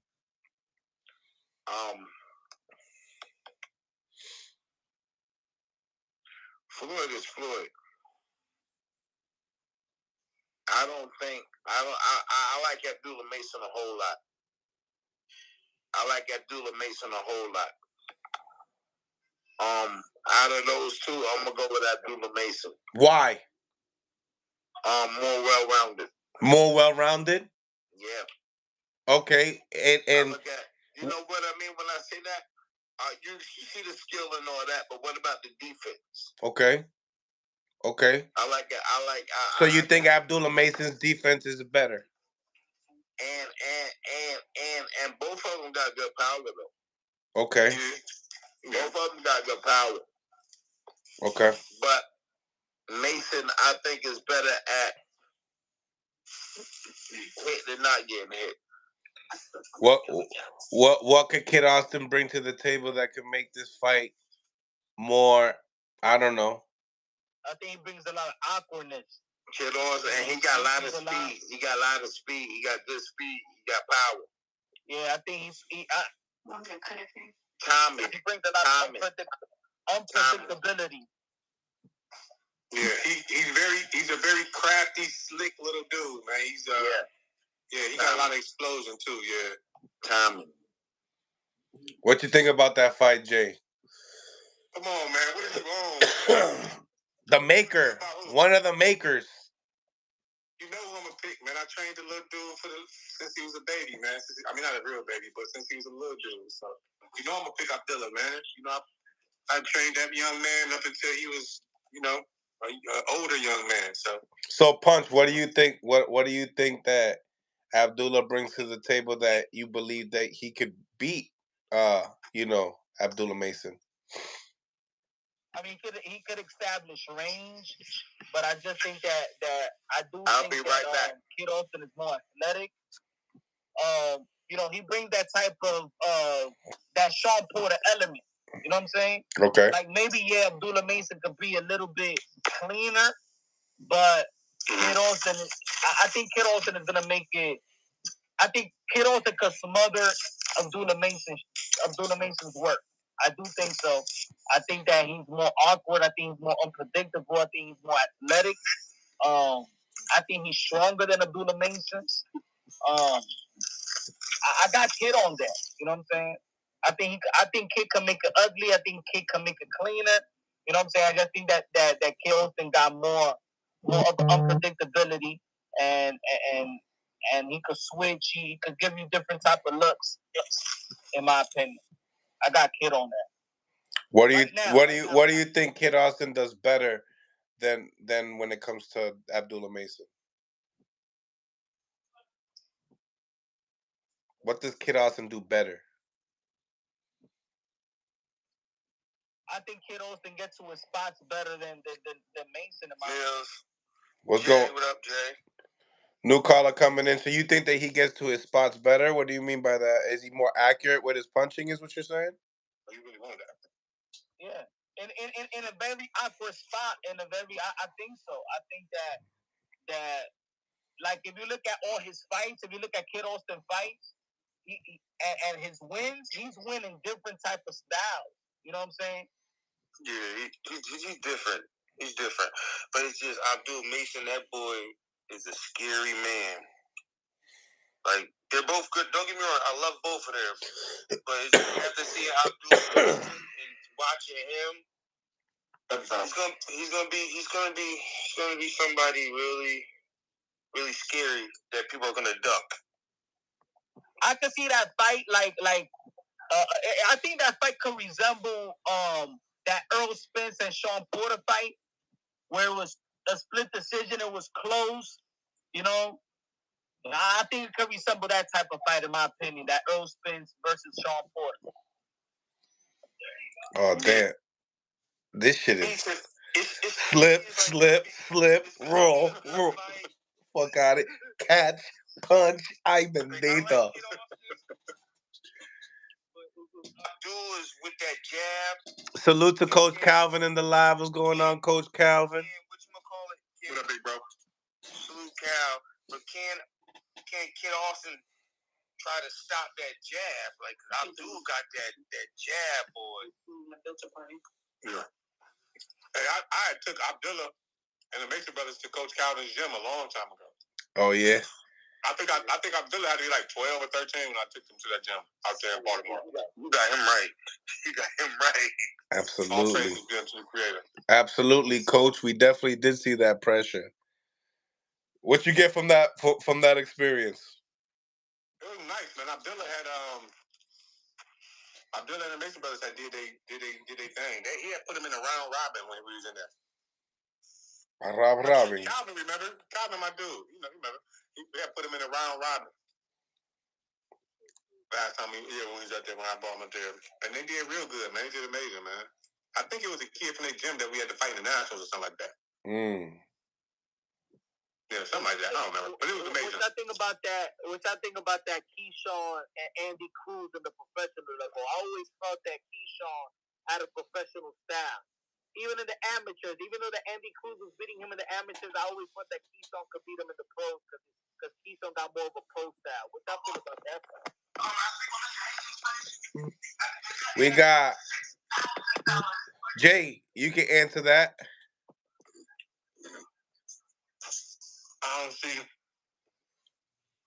don't see Andy beating Keystone, to be honest. Yeah, to be completely honest. In the pros, I don't see it. But let me say this. Let me say it like this. For me, that's a 50-50. Okay. I'll say it like that. I'll be having to remember where I'm at, man. You 50-50 with that one. Yeah. But in the same time, you also see that, you know, Keyshawn, that Andy can't beat Keyshawn in the pros. Talk to me. Man, that's it. Keyshawn got a lot of what I like. And he's way more experienced in the pros than my boy Andy. But he also encountered with Boots. I don't know how much of a big deal that would make, but he over there with the big dogs, with Boots' father. So you know what? I do like what Andy Cruz actually did. You know what I'm saying? Like he I got my glasses back. To a coach that's gonna teach him the professional level. Yeah. You know what I'm saying? Yes, we got Hamza live in the effect. What's going on, Hamza? Dímelo, papalote, my man, my mellow, Milk City in the ball, King James, baby, what up, brother? What up, guy? What's goody, yo? I love the volume. It's super clear. Been a long time, brother, been a long time. Damn, you must have got a new phone. I want to salute all the brothers on here anyway, man. You know how we do, Papa. Talk to me. That's my man right there, brother. It's been a minute, bro. My man. Talk to me. What you think about the pressure today? Press conference today. Ryan Garcia and Devin Haney. Háblame.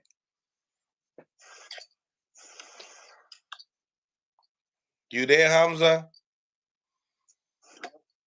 That was interesting for sure, man. It's getting real nice. I like to see all that damn talk, man. But you know, Haney gonna watch that bull, man.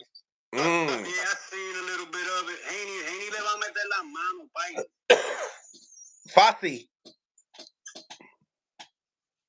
Haney gonna put that boxing school on him, dog. I think he got too much, man. You know, too much for the bull.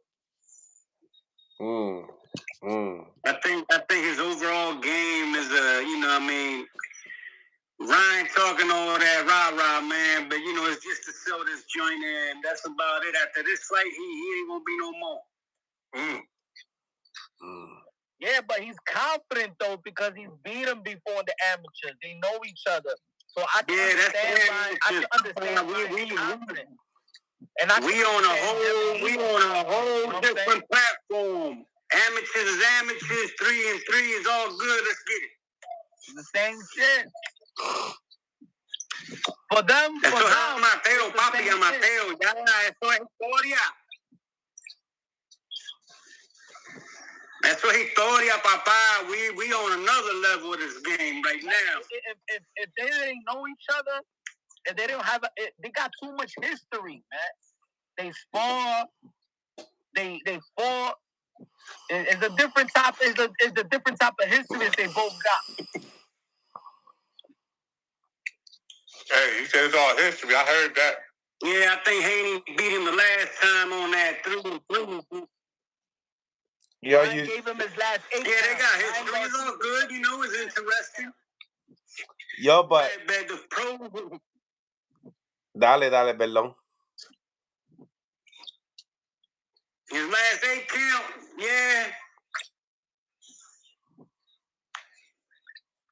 You see what my dude in the comments said? What he said? Now they on some full-grown. They getting full-grown manpower now. Yeah. I'll tell you this. That's the body one up. You know, that was that little baby. That was that little infancy bullshit. Now. I'll say this because y'all coaches. I'll say this because y'all coaches. I think it's gonna come down to game planning. How the youngin, King? How the youngin doing? Yo, Hamza, he's talking. No, I think it's gonna come down to game planning. You feel me? Like, who's gonna have the best game plan? We all know that Devin Haney has different type of coaches. It's not really Bill Haney that's having a game plan.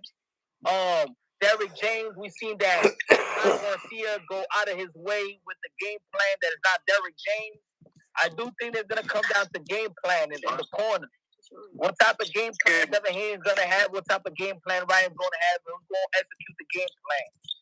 No doubt, the better game plan going to win. And at this point, Devin Haney is a little bit more advanced with his competition too, man. I mean, Tank did him dirty. You know what I mean? I don't know if he quit. He had the eye in the sky a little bit, looking, pa'l carajo. So, you know what I mean? He knew he didn't want to get up. Yo, what you think about what Haney said? He said, "You never seen me quit." You think that shit got in Ryan's head? I mean, he didn't reply like he didn't say I didn't, right? Yep. Yeah, got in Ryan's head. That thing was hot.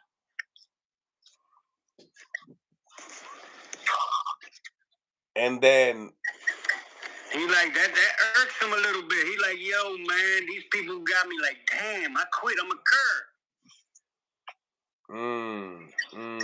Yo, you seen him replying to the question? Got to be in the background there, in the back of his mind, like, coño, me rajé con Gervonta Davis. You know what I mean?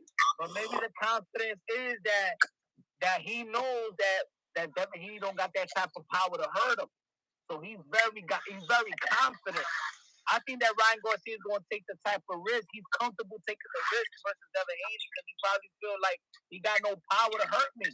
Even if he tags me, he really ain't going to hurt me like that. Maybe that's the way that he feels. This is the first time I heard Haney say he wants Matias. Yeah, absolutely, and that was good, man. Call out the monster, baby, and the monster is definitely gonna welcome that encounter. You know what I mean?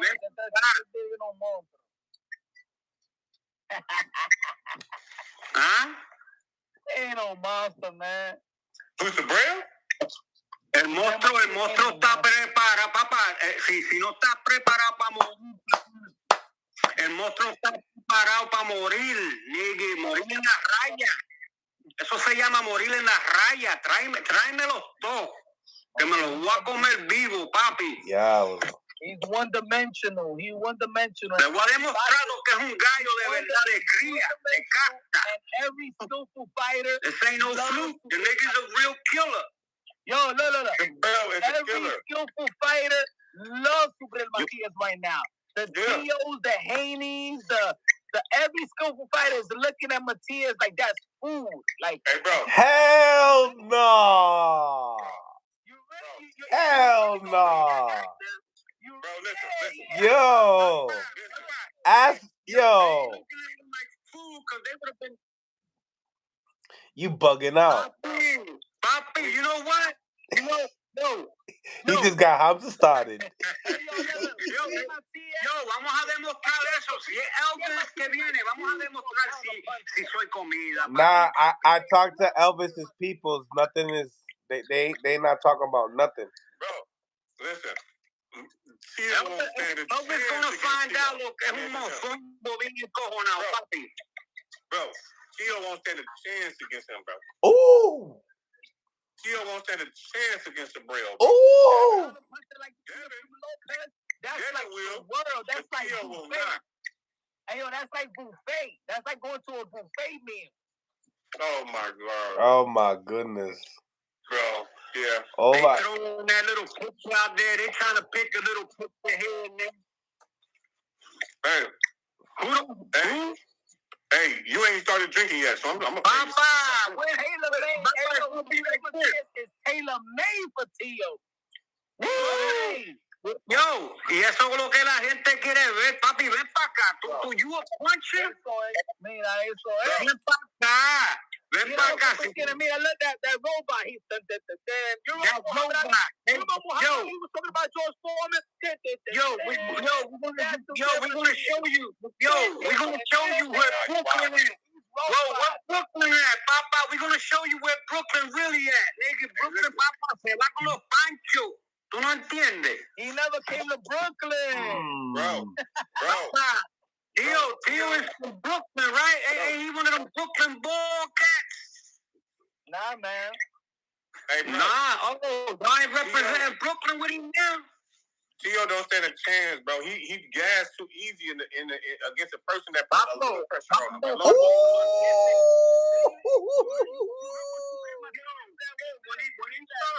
When he start feeling them machetes coming at him, Matias said to Mill City, he said, I can't outbox Tio or Devin Haney. I'm only going to go for the knockout. But it's not about outboxing. Confident to outbox these guys. So let me ask you a question. He's just going to give them what they want. Let me ask you a question. Did Sugar Ray Leonard outbox Hagler? Absolutely not. And Hagler was on his ass, though. So what I'm saying to you, and some people say Hagler won that fight. But I will say this. I think it was the first fight, if I'm not mistaken. I will say this. I promise you, bro. Tio does not have enough gas tank for. It's going to happen just like the last fight. Tio does not have enough gas tank for Sabril. No, it's going to take for Devin to beat him. Tio can't see Sabril. Not ready. I got asthma. Not ready. No, bro. I seen Subrez live. I seen enough. What? Him playing pool? Him playing pool punch? Him playing pool? No. I seen him live. I seen everything I need to see. For a guy like Tio, he's going to pick him apart like Josh Taylor. Easy work. Papa, estás bien activo. Wow. Yo, have the same energy that the fight night, nigga. I'm going to be on your ass. Have the same energy. Papa, bring that Munguia, nigga. Bring your lunch. Bring it. Make sure you bring your lunch. Te vamos a comer los dulces, papa. Te vamos a comer los dulces. Yo, te vamos a comer los dulces. We gonna eat your lunch, baby boy. Tio that beat Josh Taylor, Tio that beat Lomachenko, Matias has no chance. No chance. Yo, I think Subir Matias will retire Josh Taylor. That sound cute. Papa. That sound cute. Y lo mismo con Regis también. Hey kid. Tio gonna be like, throw in the towel. No. Subriel said that Senior has to throw it. That he's gonna make sure his dad turns the towel in. That's what he said. Hey, yo. He gonna make, that's even worse. I gotta save my son, nigga. I gotta save that nigga. Hey, I promise you, bro. Hey, yo, you remember the worst thing is, Coach, you know, and no ain't no disrespect. Straight up and down those special effects. No, I don't disagree with you. No. There's special effects. There's special effects. Yeah, killing people. Look. Yeah, there's special effects. Especially at the end of the fight, the opponent. There's some effects. Yeah, hey, look. I'm gonna just say this, bro. I believe that Tio. Nigga, when you make 5 niggas retire on the stool in a row, he don't have enough gas tank for him, and he hasn't fixed that yet. Devin has a gas tank. He can touch and move all fight. Devin will beat Sabril, but I don't think Tio beating Sabril at all, bro. But salute to the brothers, Zab Judah. Look at the championship round. Look at the championship rounds with Loma. Look at the championship round with Taylor. Even look at the championship. I'm gonna see if Zab's seen the press conference. Hamza, all right? Hey, you can't go. The deeper the rounds go, he like keep the deeper the rounds go. The deeper the rounds go. Look at this. Even the championship deeper the rounds go. Even the championship rounds with George Camboso when he dropped him. That means that Tio got punch resistance in the championship round. You mean the championship round where he couldn't get him out of there? You talking about the championship rounds where he couldn't stop him? He was supposed to stop him twice. Them championship rounds? Which one? Cambosis, bro. He was supposed to stop Cambosis. You know what I'm talking about? No, I'm not saying. I'm not Come on, saying bro. that. You saying he gasses out? I'm saying he really don't gasses out because if you look at the highlights of several fights, he turns up. Bro, we watched him gas against Loma. And in the 12th round? Not in the 12th. He gassed. In the backstretch. Yeah. All right, he got. But if he didn't have those, he didn't gas out in the 12th round. Yeah, but he saved every bit just for that 12th round. You know what I mean? If he didn't have so many rounds in the bank, he would have clearly lost against Loma. But he put so many rounds in the bank early. He didn't finish strong. He did. I mean, he did finish strong. But what I'm saying is he couldn't even stop a Cambosis later in the round.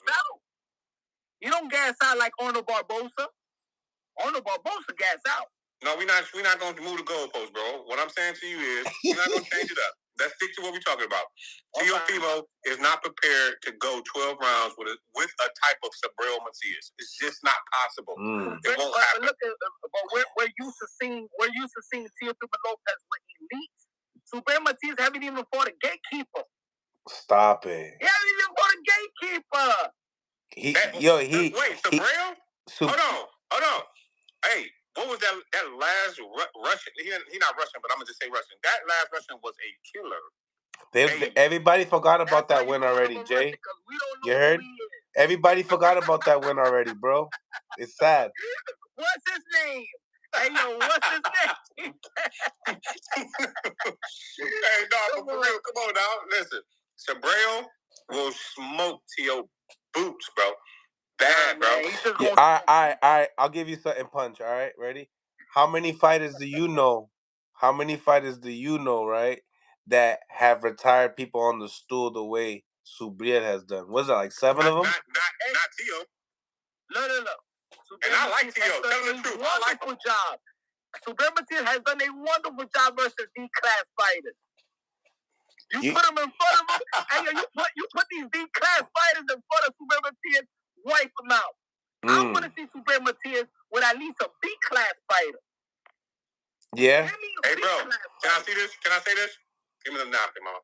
Can I say this? B-class, A-class, C-class, F-class. Speed is speed. Quickness is quickness. Power is power. And that last dude might have been B-class. He might even been C-class. But what we do know is he was a knockout artist at that class. And that motherfucker could hit. And when he hit Subriel, and Subriel said, I can take that shit, I knew right then and there he's a different monster. That's my point. So we're trying to say that Subriel Matias is going to take Teofimo Lopez power shot. He has the chin of... Of course he's going to take those punches. He's going to take those punches. He's just going to walk through Teofimo Lopez punches. Can crack. Yes. Until he's going to do that until Tio can't breathe anymore. And he's going to just start throwing punches. Yeah, he's just going to take all them shots. Really. Yeah. Sounds good because we never see Subriel Matias lose, right? We never seen him get days. It's not about that though. Even if he lost, because let's be honest, Canelo had a no contest on his record.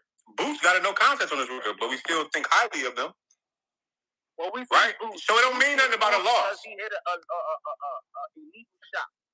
Who cares about the loss? About the loss, bro. I like you, Trump. I like you. I don't like your uncommon allegiance. What did he say? Damn, I fucked it up. Damn, what did Cat Williams say? I know y'all know. You gotta go to Black. You gotta go to Club Shay Shay. Go back to Club Shay Shay. Y'all lucky. Hey man, say it in the chat. We don't know if he got a chin yet. Man, I'm done with you.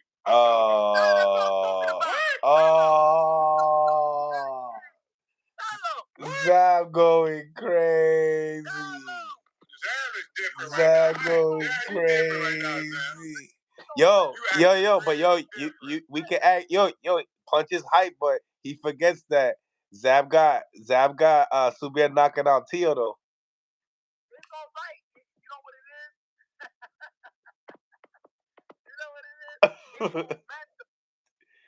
It's like Jackie Jackson. What have you done for me lately? So I know what it is. So now we're looking at Teofimo Lopez after Jermaine Ortiz. A lot of people ain't feeling hype. But ain't nobody was saying that about Tio after Charles Taylor. Now everybody got confidence after the Jermaine Ortiz. Oh, yeah, he'll beat him. Yeah. Smash the like button, ladies and gentlemen. Smash the like button. Subscribe to the channel. It's your boy Mills from Mills City Boxing. Oh my God, this shit almost fail. Should we start up another one, ladies and gentlemen? What should we do? Should we start up another one? Should we keep the party going? Or should we just stop right here? Smash the like button. Subscribe to the channel. Anyone that wants to become a member, become a member. The link is pinned. So become a member. Smash the like button if you want me to continue this live. It's your boy Mills from Mills City Boxing, home of the high level pro boxing media, the fighters channel, the trainers channel, the papers channel. If you can't find the like button, hit the 3 dots into the corner and it'll get you to the like button. Appreciate each and every single one of y'all for tapping in. I got my man Zab in the building. He says, super, super. You can't be coming out here saying these things and not giving us the whole conclusion here. He said, yo, homie, we haven't seen his chin insurance. I think we've seen his chin insurance. What's going on, Punch? Talk to me. You got everybody going against me right now. What's going on? They ain't going against me. Who's going against me? They with me, bro. They with me. Oh yeah. I wonder if Jermaine Ortiz's uncle has senior content. No. He's probably running right now, marathon. He's probably winning a nice 3K, 4K marathon. Está aquí. What's going on, JR? Háblame. Estamos por aquí, por los Miami. Están en Miami. Yo, ese tipo no quiere saber de los dominicanos, yo. ¿Quién? El que está ahí, el plátano que está ahí. ¿Cómo que se llama? No, el plátano mata tan, ponte el rojo. No, ven acá, manito. Pero ¿por qué que tú me pones mi sobrino por el piso? Que llamé a Ortiz, que esto, ¿qué es lo que está pasando? Pero así no podemos correr así mismito, mi hermano, así no. Oye lo que tú dijiste. Manito, oye lo que tú dijiste, que Christian David que está por encima de Yamin Ortiz. ¿Pero y dónde? ¿Qué? Que Christian David. El de Torran, el morenito. El Keyshawn Davis. Yeah, que está por encima de Yamin Ortiz. I never booked on Keyshawn and Jermaine Ortiz. Ya, cuando él te dijo, di que, yo lleno más que Yamin Ortiz, ¿pero y dónde? Con Keyshawn Davis, yo hablé. Ya, cuando tú estás en la entrevista, ¿no te recuerdas? Yo estaba aquí, mira, vamos a hablar de verdad. Yo estaba muy quillado con Jermaine Ortiz, porque Jermaine Ortiz sabe pelear. He's technical. He's athletic. Mira, con Teofimo Lopez, I could have won that fight. Yo, ese es tu amigo. Tú lo quieres mucho a Teófimo. Yo sé, Teófimo, tú lo quieres mucho. No, pero no así. Sácalo óyeme. Sácalo de boxeo porque el chamaquito es buena gente y se está volviendo loco. Él ya no sabe ni cortar un ring, manito. Está loco Teófimo, yo, manito. Si Teófimo fuera sobrino mío, yo lo quito del boxeo por un tiempo, yo. Porque ya la mente está loco. Pero todavía está ganando. ¿Pero a quién le ganó, manito? No supo ni cortar un ring, ya me se le volvió en la cara, yo. Dije que no encontraba. ¿Tú viste a Mike Tyson nunca? Dije que nadie le corrió. ¿Tú viste a Muhammad Ali que nadie le corrió? Por eso es una loquera de que decir, yo me andaba corriendo. ¿Pero y eso? De un tipo que es campeón mundial. ¿Pero y eso, yo? Está calientito. Está calientito aquí en el City Boxing. Mira. Vimos a Jermaine Ortiz peleando a Lomachenko. Él estaba peleando así. Mira, si estaba peleando así con Teofimo Lopez, le ganaron porque no estaba peleando así. Él perdió para ir to go 12 rounds, pero no perdió para ir para... Hold up, man. We still talking about Shakur Matias and Teofimo, man. Yeah, man. Well, no, now we switched it up. Now it's the switch up. Now Jermaine Ortiz's uncle's here, and we got Punch Drunk that has been, speaking upon Jermaine Ortiz, and you already know. Now, Technician, man. the technician, man. Technician, man. Exactly, he was a technician. He needed to be a real technician in the championship round. You drunk. It's in your name. Drunk boxing. It's in your name. Yeah, and you know what? No disrespect. Drunk, and you know who won? You know who won. You know who won. Why you think you so mad about the subject? You know who won. You know who won. Some people tell the You know who won. ¿Qué problema ahora aquí, manito?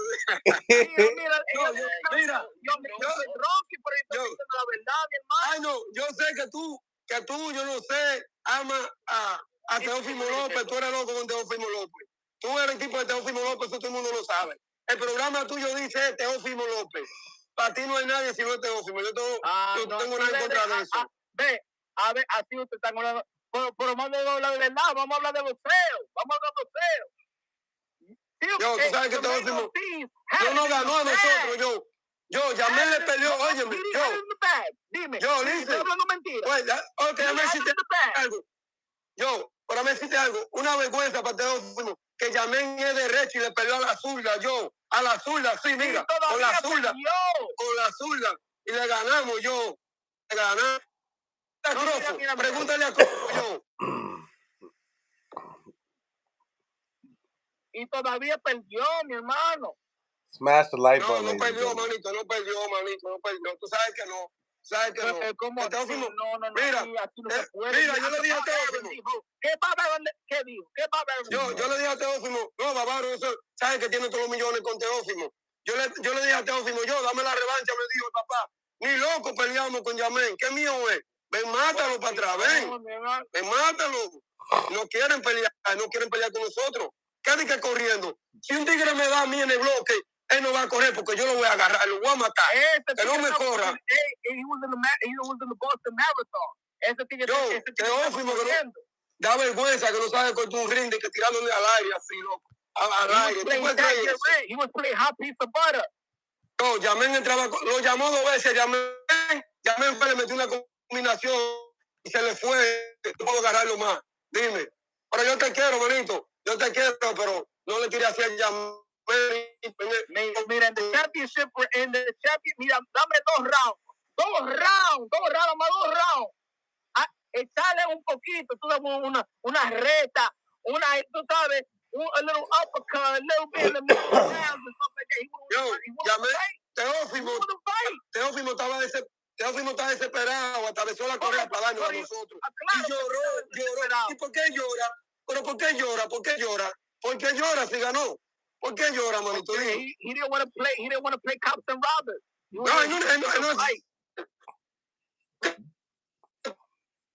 ¿Por qué no es?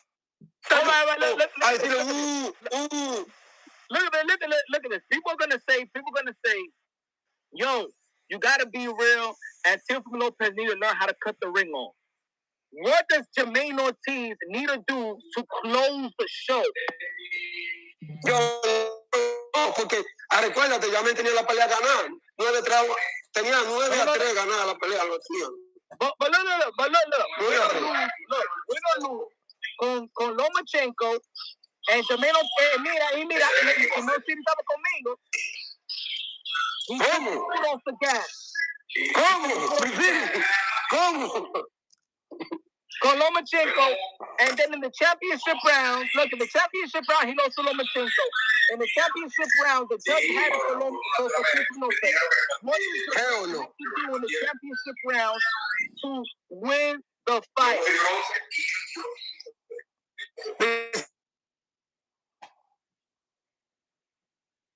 A ver, ¿cuánta gente tú has entrevistado que dicen que ya me perdió la pelea? Dime, ¿cuánto? No, nadie. Yo le preguntaba a la gente. No, Viciri. ¿Qué fue? Dime, ¿cuánta gente tú le has preguntado que ha dicho que ya me perdió la pelea? De lo que tú llevas el programa. Nadie. Oh yeah, that how many people that thought he lost? Yeah, how many people? Nobody. Not many. Increíble. Not many. Not many. Yo estoy en Miami ahora. Todos los morenos están conmigo. I said not many. I mean, I gente que you know, but you have to understand when you see my questions that I ask, like if I ask Calvin Ford who won the fight, he gonna say Tio won the fight because he did what he had to do. But then if I say, yo, if Jermaine Ortiz was Devin Haney, who wins that fight? Oh, well, Devin Haney wins the fight because of politics. Yo, ¿tú conocías a Bubu? ¿Tú conocías a Bubu? Andrade, ese es mi hermano. Y Roca también. Yo, ¿qué pasa con ese muchacho de Nueva York? Dice, no, es familia. Eso nada más, eso es familia. Yo soy de Washington también. Yo me está atacando mucho a Yamén, que es lo que pasa. Teófimo también, somos tus amigos. Teófimo, desde los tiempos de antes, él perdió con Yamén y todo, pero queremos la revancha ahora, más años que vamos con Teófimo sin dar la revancha.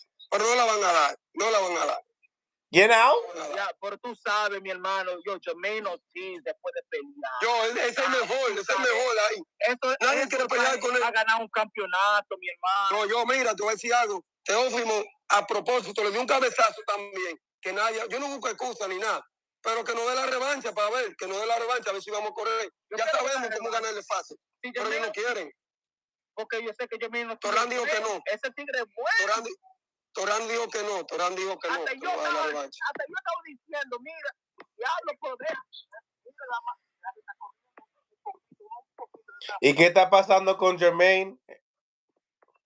Está por aquí, por ahí anda, estamos aquí en Miami ahora. Todavía estamos esperando todavía aquí. Todavía estamos esperando aquí para hablar con él. No, porque ahí me dijo que te va a dar la entrevista. Lo que pasa es que anda, tú sabes, vacacionando por ahí. You know? Tú sabes, what you think about the press conference today with Haney and Ryan? Haney va a ganar. Ese es mi hermano, Haney.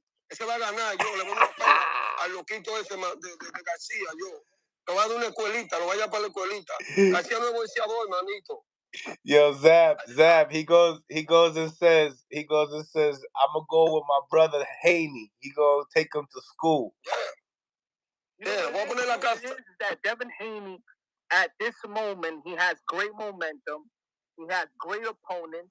Meaning with great opponents, you have a great camp. And I think that he's more sure of himself than Ryan Garcia. If Ryan Garcia is using a shoulder roll and Derrick James doesn't even teach the shoulder roll, that means in the corner that Ryan Garcia is not even doing what they're doing in the gym. He's fighting on his own. He's not fighting with Derrick James. He's not, there's no extensions of the coach. Low nose boxing coming in hot. I think that Devin Haney at this point is working on all cylinders like a well-oiled machine, and I think this is the reason why Devin Haney is the favorite to win. But the difference is in this matchup is that they know each other very, very well. It's not like they're strangers to one another, and I think because they know each other very, very well, there may be something that Ryan Garcia knows about Devin Haney that other fighters don't know. So I think it's a 50-50 fight. I have Devin Haney, but it's a 50-50 fight just because they know each other very, very well. Fuck no. That's not no. Hell no. Hell no. Yo, hell no. No, Thank you for promoting the fight punch. Yo, 50-50. 25. It's an 80-25. Haney le va a ganar fácil a Garcia. Ahora, Ryan Garcia. Yo, Devin Haney's gonna do him like Floyd Mayweather did Diego Corrales, bro. Muñeca, eso es, y los hombres no les gustan eso. I remember when Aventura came out and all the motherfuckers hated Aventura porque esos tigres agarraba a todas las mujeres. Y eso es. Yeah, bro. Eso es.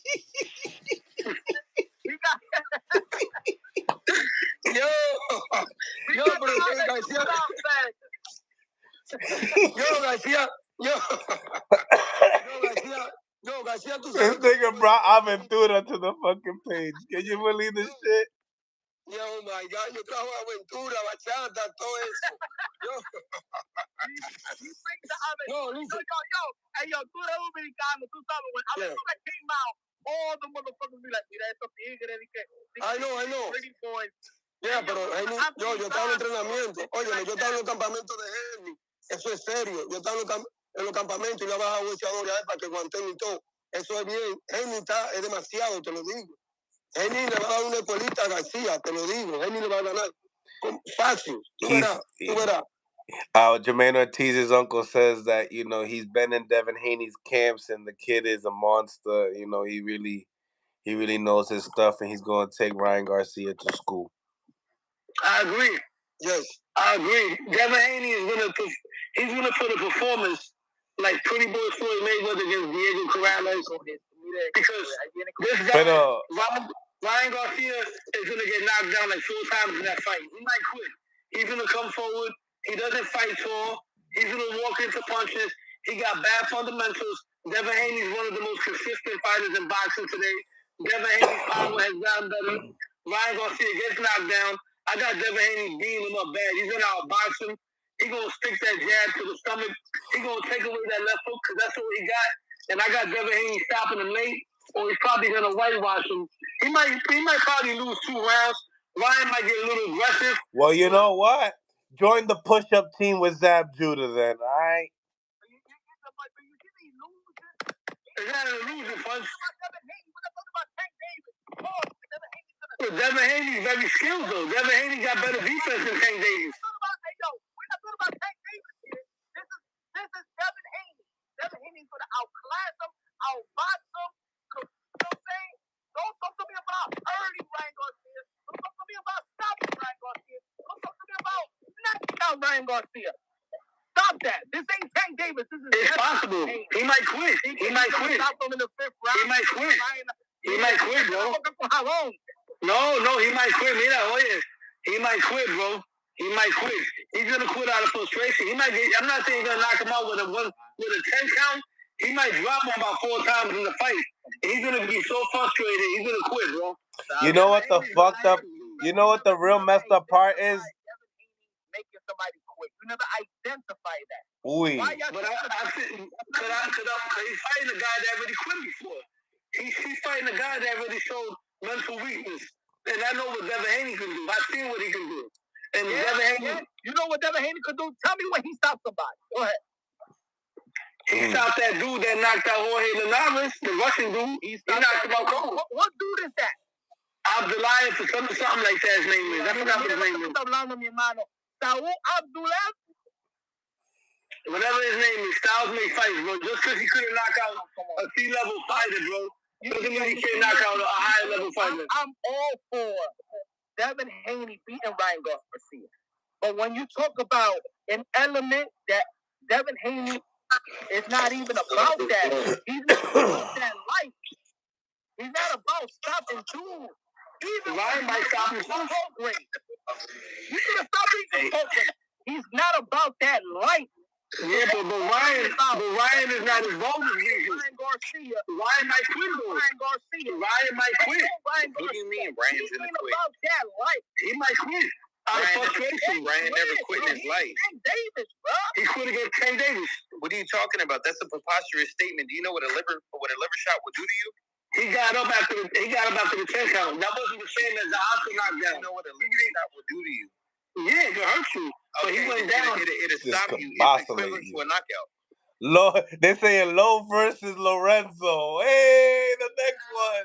I went on Lorenzo last time, I remember, man. I cooked him last time. Anyone in the game. He said I cooked him last time.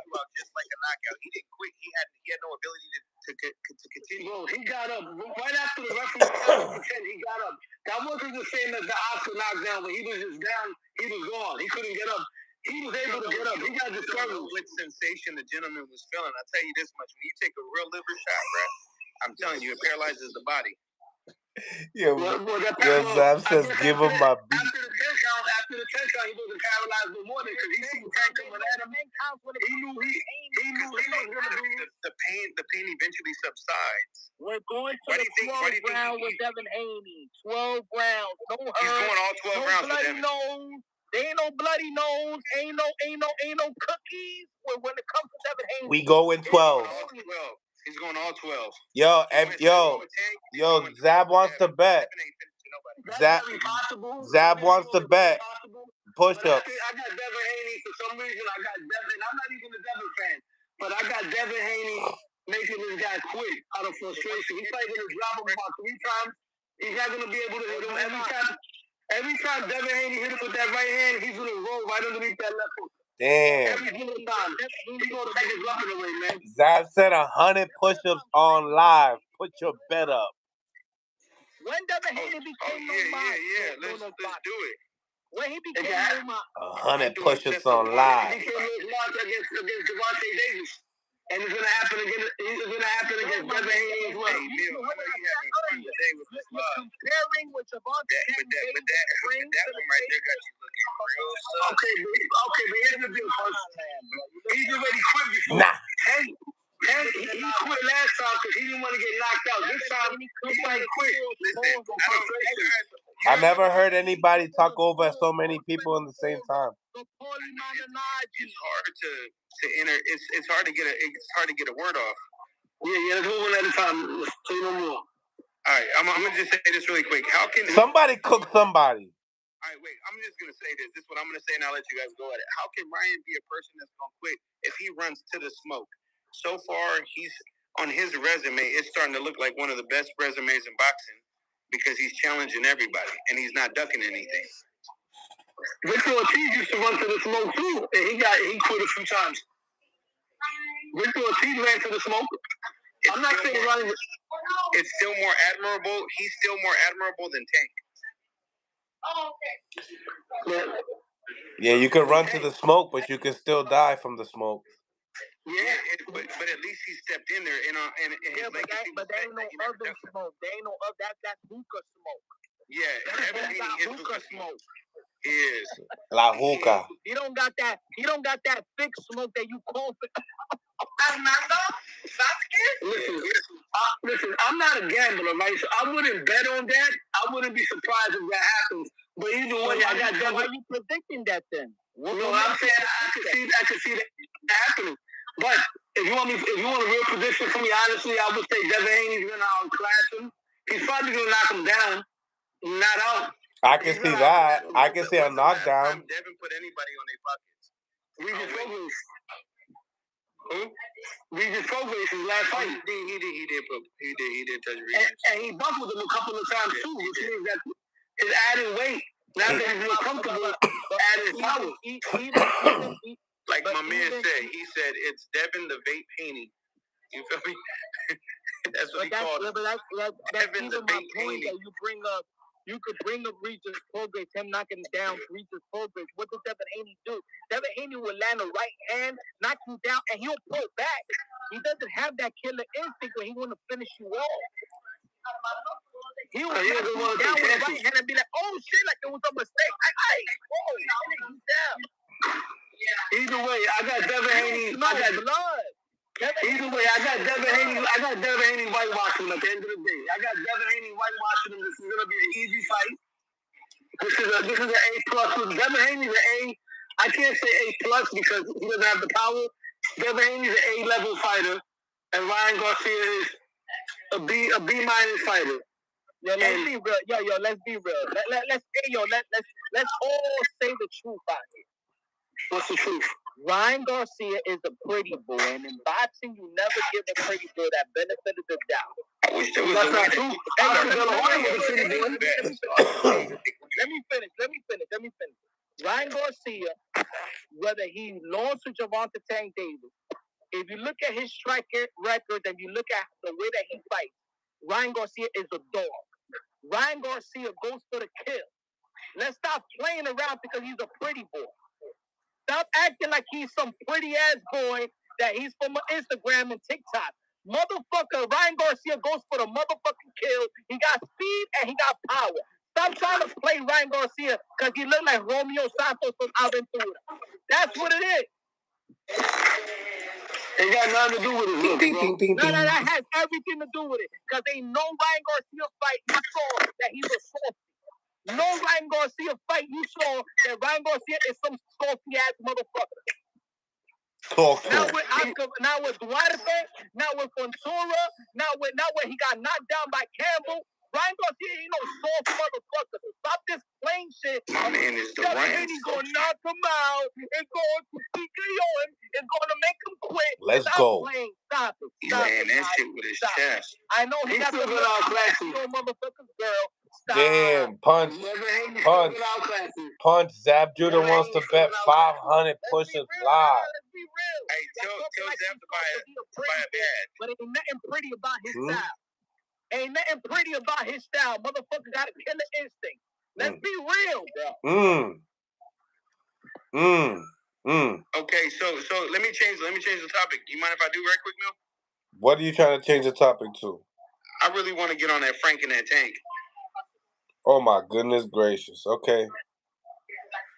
Go. So first and foremost, I got Frank in decision. I think he's gonna outclass Tank. Personally, I do believe that Frank is gonna outbox. Now, is this one being devil's advocate, or you really are? This is not devil's advocate. This isn't doing nothing. This is my genuine feel. I feel like Tank has not faced an opponent that has the tangibilities that Frank holds. Whether it's footwork, being able to work off the jab, being able to counter. You know what I'm saying? Someone within the same. You know what I'm saying? That poses a threat. I have not seen anyone on Tank's resume that resembles Frank Martin. I agree with you, and I disagree with you. I agree with you on this. I believe even without the belts, with the lack of accolades, I believe that Frank Martin is the most skilled fighter that Tank has been in the ring with on a professional level. I agree with you on that one. I disagree with Frank Martin winning the fight. I have a feeling that Gervonta is going to win this fight by decision. I'm not sure if he's going to knock Frank Martin out, because Frank Martin is not someone that's just going to stand in front of him. He's going to box. I see Frank Martin winning some rounds. I see Gervonta winning more rounds, probably knocking him down, hurting him a couple of times. But I got a feeling this is going to be the first fight in a while where Gervonta is going to go the distance, where I see him winning the fight. To me, Frank Martin beats all the other 135 guys that Gervonta fought from 135 that I can think of, as far as 135. This is going to be a Jermaine Ortiz, Teofimo Lopez fight. I think Frank Martin's going to embrace more. They'll rob Frank, if anything. They'll rob Frank. I think the misconception about Gervonta Davis is IQ. I think that Gervonta Davis is one of the best IQs in the sport of boxing. Hallelujah. One of the most accurate punches in the sport of boxing. Hallelujah. One of the most accurate punches, power punches El in the sport of tanque. boxing. He doesn't waste punches. He doesn't waste movement. He's a smart fighter. He's a calculated fighter. He's a breaking down fighter. Hey, yo, I'm going to tell you like this. Frank Martin, Gervonta Davis is going to pick him apart after the fifth round. After the fourth and fifth round, he's gonna time him, and ain't nothing Frank Martin could do. I think that Frank Martin is a bootleg Gary Russell Jr. Jesus. That's tough. That's how we know for a fact that you don't know what you're talking about. If you're gonna talk about a bootleg Gary. Well, explain yourself, Punch. Why you feel that? Yeah. I think that he got the posture of it. I think that he got the style of Gary Russell Jr., but he ain't quick like him. He doesn't. He ain't fast like him, and he ain't smart like him. But his styles don't even resemble one another. In my opinion, he does. That's why I call him a bootleg Gary Russell. Do you wear glasses? Nah. I think that's when I like. But nonetheless, if that's how you feel, that's how you feel. I'm gonna tell you like this, man. Frank's gonna win it. And if he doesn't win it, he gets robbed. What does he got better than Tank? Tell me. What does he got better than Tank? All right, here we go. He utilizes the ring generalship a lot better. He utilizes it, fights off his back foot better. He uses. Wait. They gotta back up. We gotta back up. Hold on. You said he utilizes the ring generalship better. You gotta clarify that for me. All right, so many people think that ring generalship pertains to the person that's just walking forward. Now, you could be circling and setting traps for the opponent, and you still have ring generalship off the back of your foot, just the way Shakur Stevenson does, Devin Haney. Like you felt like the ring generalship for Jermaine Ortiz was there. It was classic. It was there. Add to what you're saying. Add to what you're saying and give me an example of the fight that what you're saying. Add with a fight so the people that probably listening, let me know what you read. We can go off of his most recent. I want to look back at it. His most recent fight. A lot of people didn't expect him. People said that he flatlined in his last performance. We broke it down several times in my gym, and there were a lot of nuances that the regular fanatic wouldn't have noticed that he was doing correctly. He didn't perform to his standard because people made him an overnight star, so the expectation was knockout or a glory fight. But he is profoundly a great trap setter off the back of his foot. He utilizes that jab. He has a speed that's underestimated. He also has his hands are precise. He doesn't waste movement. He keeps his hand within the radius of the parry. He doesn't ever lack. He continuously answers that phone whenever he circles to his left or his right. His ring IQ is superb. When he's being pursued by someone, he knows how to loop the person, how to change the direction. He knows how was his ring generalship in his last fight? When you look at it, he had literally like 70%, if not 80% of the time, he knew where he was at the entire time to where he can catch those counter shots, and it was benefiting to him. When I broke down the film, he had 22 counters throughout that fight that a normal person wouldn't identify with because the way he was stepping and the way he was setting the traps. So I was watching it from a coaching standpoint. But did you hear Derek James speak upon him saying, we need a knockout, we're losing the fight? 1,000%, because what happens is when we speak about Derek James, we have to take into account that his last couple of performances wasn't to the standard that Derek James is used to.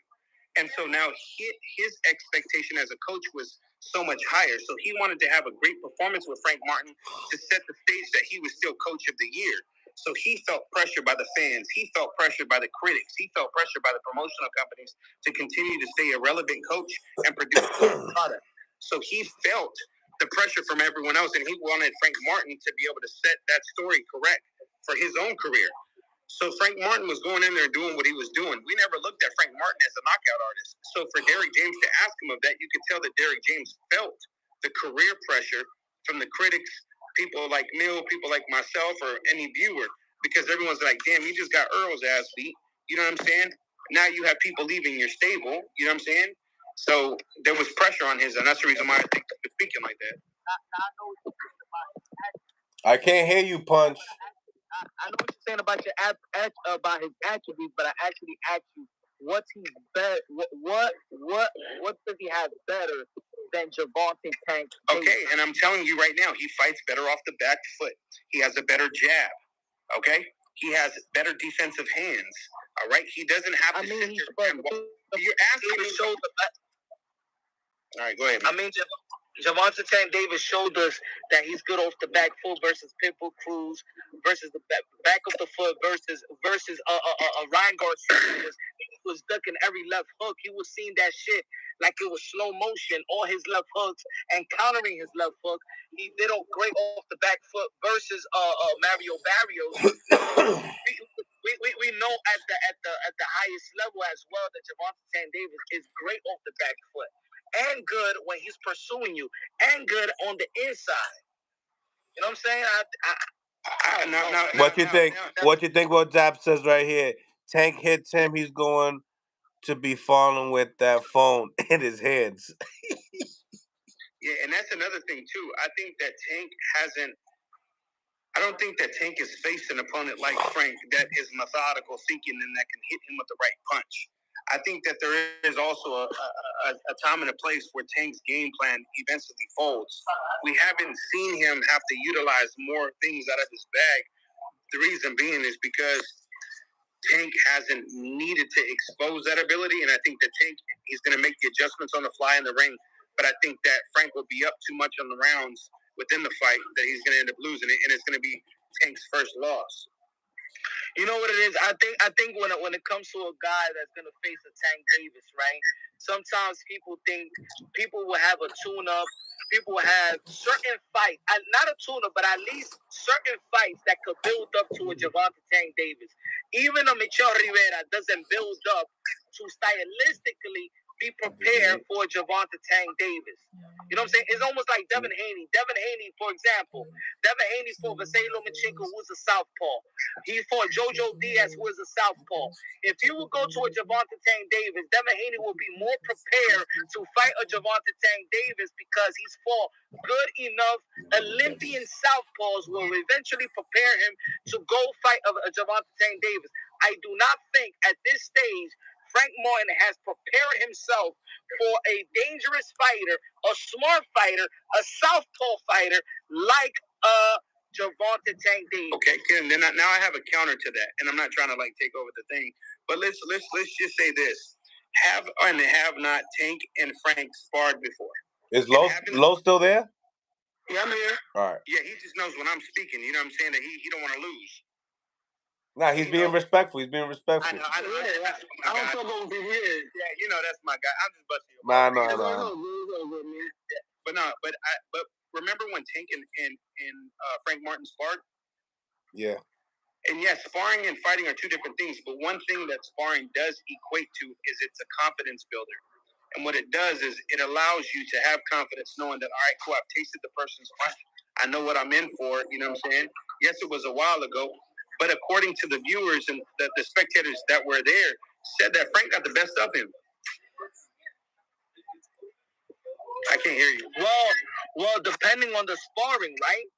Depending what type of sparring. I hear, we know in the gym that sometimes you could go in the spar and I say I want to work on my jab. I've been in the gym with Demetrius Andre, and he just let his sparring partners throw a bunch of shots at him, and he ain't throwing no shots. He just want to see, the speed of the punch, his reflex and stuff like that.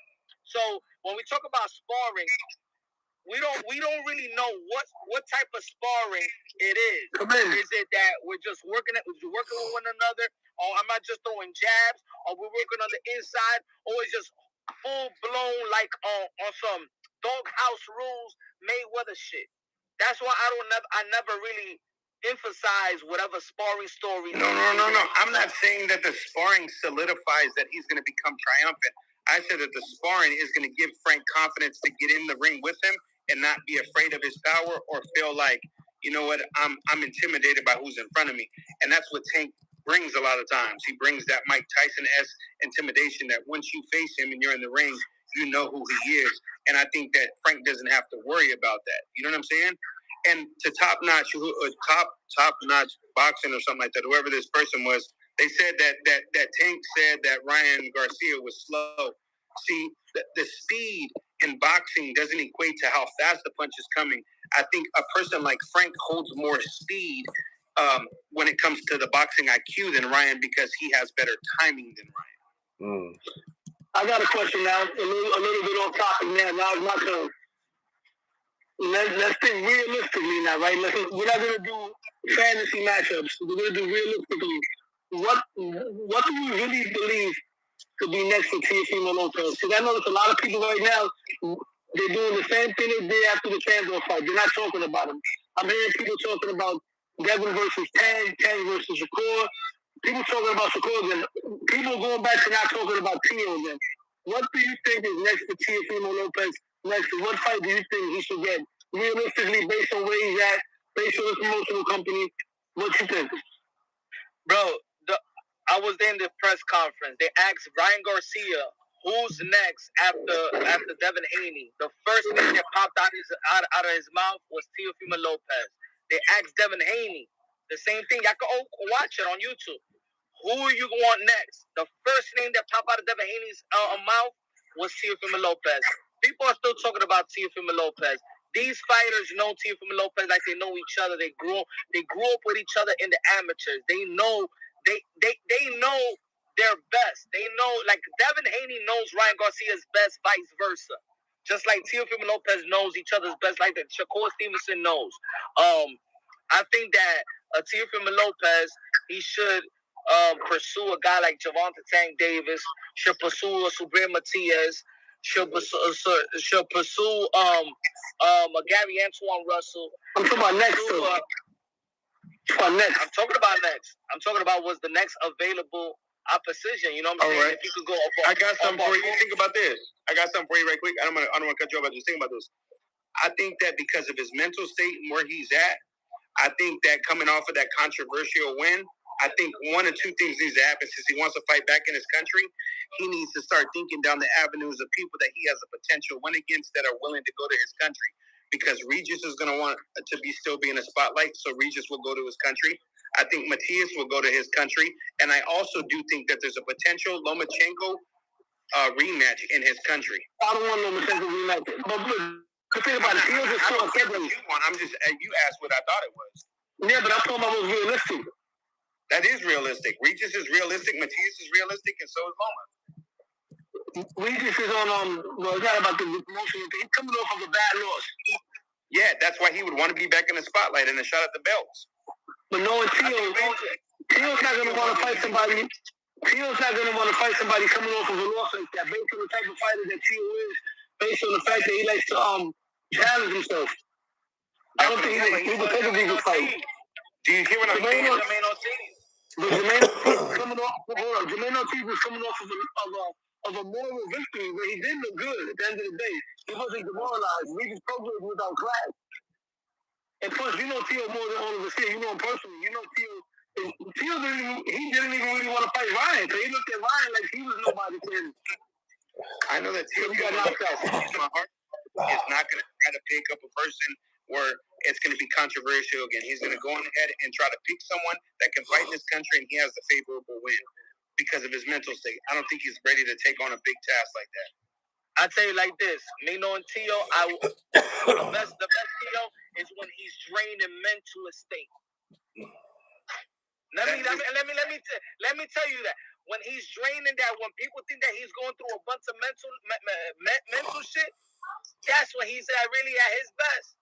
Let's not forget that leading up to the Lomachenko fight, he was crying because of the relationship he was having with his family, and he performed very, very well. Let's not forget his best win also, following up to John Saylor. He was going through a lot of mental shit, and actually he prevailed. So to be honest, look, I'm gonna tell you like this: there's a lot of fighters that are just crazy, man. They're just crazy, bro. Yeah. It is what it is. They're just crazy. They go through shit. Right. And sometimes boxing is their home. Boxing. For a guy like Teofimo Lopez, boxing is where he's comfortable at. Maybe outside of boxing. All right. I got one for you then right here then. Then how about this? Then what about Rolly and Lopez? I mean, Rolly is fighting. Let's see what Rolly got to do with Pitbull Cruz first, right? Rolly said he wouldn't fight Lopez. What do you see with that? I don't think that Rolly will fight Teofimo Lopez, to be honest. No. Hold on, sidebar. You guys don't have to answer the question right now. But what's this whole is the Munguia and Canelo thing going down for sure or no? I know it's a sidebar, but I just don't know. May 4th. Is it confirmed? Oscar De La Hoya told me that I don't know when Oscar De La Hoya is talking, he don't sound too confident. Because I also do remember. I know that Jaime Munguia did busted his hands in his last fight, and I don't think that he's prepared to go on Cinco de Mayo. I like Subriel Matias. I'm El City. I read that Canelo actually wants Edgar Berlanga first. That's what I read. Would you give him, or would you rather? I'd rather see David Morrell. He ain't gonna get that fight. Morrell won't get the fight for Canelo. Jora. It's either Matias, Berlanga, Benavidez. Those are the names. That's and I don't think that Berlanga deserves it, man. Why not? Because he's just a hype job and he sucks at boxing. Damn. But why? Why? See, I do. Why a lot of people go after Berlanga like? No. Listen. There's a kid here in San Diego that he sponsors, and I think he has a great heart, man. I think the dude has a great heart as a person. I don't challenge him But I think boxing-wise, he has a lot of development to do, and I think it's going to look bad for Puerto Rico if he goes in there and he gets his ass smacked. I just don't want to see that because I think the rival between Mexico and Puerto Rico, I think that you need to have someone that's Cotto-esque or someone that's on that level. I think it's just premature. I think the fight needs to be Berlanga and Munguia first, and then the winners from that. Here's my take on that part with Berlanga and Canelo, right? I agree with you as far as like a Puerto Rico-Mexico matchup. Usually it's a great Puerto Rican against a great Mexican, right? But I'm looking at it from a business aspect. Matchroom, they know that, all due respect, Berlanga's not beating any of the top guys, right? He's not. That's all of our opinions, I'm pretty sure. So they figure, why risk him losing to somebody else when we could advertise Canelo and cash him out? This is like, and it's not a disrespect once again to Berlanga, but this is like Canelo's Ryan Garcia. Tank had Ryan Garcia. It was a rush to Ryan, right? He was the media darling. Edgar Berlanga is the media darling. He's not as accomplished as Ryan as far as resume, right? But this is Canelo's Ryan Garcia. So why not? You heard what Lono's boxing said? The same element about Ryan Garcia. The Edgar Berlanga is a darling. This is the reason why they don't want to give him the benefit of the doubt. Because he's a darling. He brings the Puerto Rican people out. He has... No, he doesn't. No, he doesn't. No, we don't. He does. Well, wait a minute. No, because I have facts. I have facts. Guess how many... Watch, I do it. No, watch this. Just his last fight. How many seats were at his last fight? Let's keep it a bean. His last fight, he was fighting in Orlando. How many people were at that fight in the stadium? How many people? I mean, if we're talking about that little fucking like boutique or whatever, but it was a lot of. How many people showed up to the fight, man? 270 people were at that fight. Yeah, 270. You bring out all the Puerto Ricans. You in Orlando, and they can only fill 270. 270. You're not even on the Richter scale. You're not even. I don't even think 10% of Puerto Rico knows who Berlanga is, bro. What about the Hulu Theater? Like, come on, man. What about the Hulu Theater? Every time he performs in the Hulu People Theater. are coming on the strength of Fat Joe. They're not coming on the strength of Berlanga. No, they're coming on. Fat Joe's not performing. No, but he co-signs. Since he co-signs Berlanga, Berlanga can't sell out nothing. He not added nothing to nothing. Yo, bro, Jay-Z co-signed Andre Ward. Andre Ward wasn't a seller like that. He wasn't a pay-per-view star. Yo, the thing, this is what it is. He's an Olympian. Doesn't matter. It's that Olympian's not going to sell you the ticket, though. I know. I'm sitting here talking to two Puerto Ricans, so obviously you guys are going to choose Berlanga. Yo, this what it is about. Don't get sensitive. Edgar Berlanga caters to the Puerto Rican fan base. He caters to them.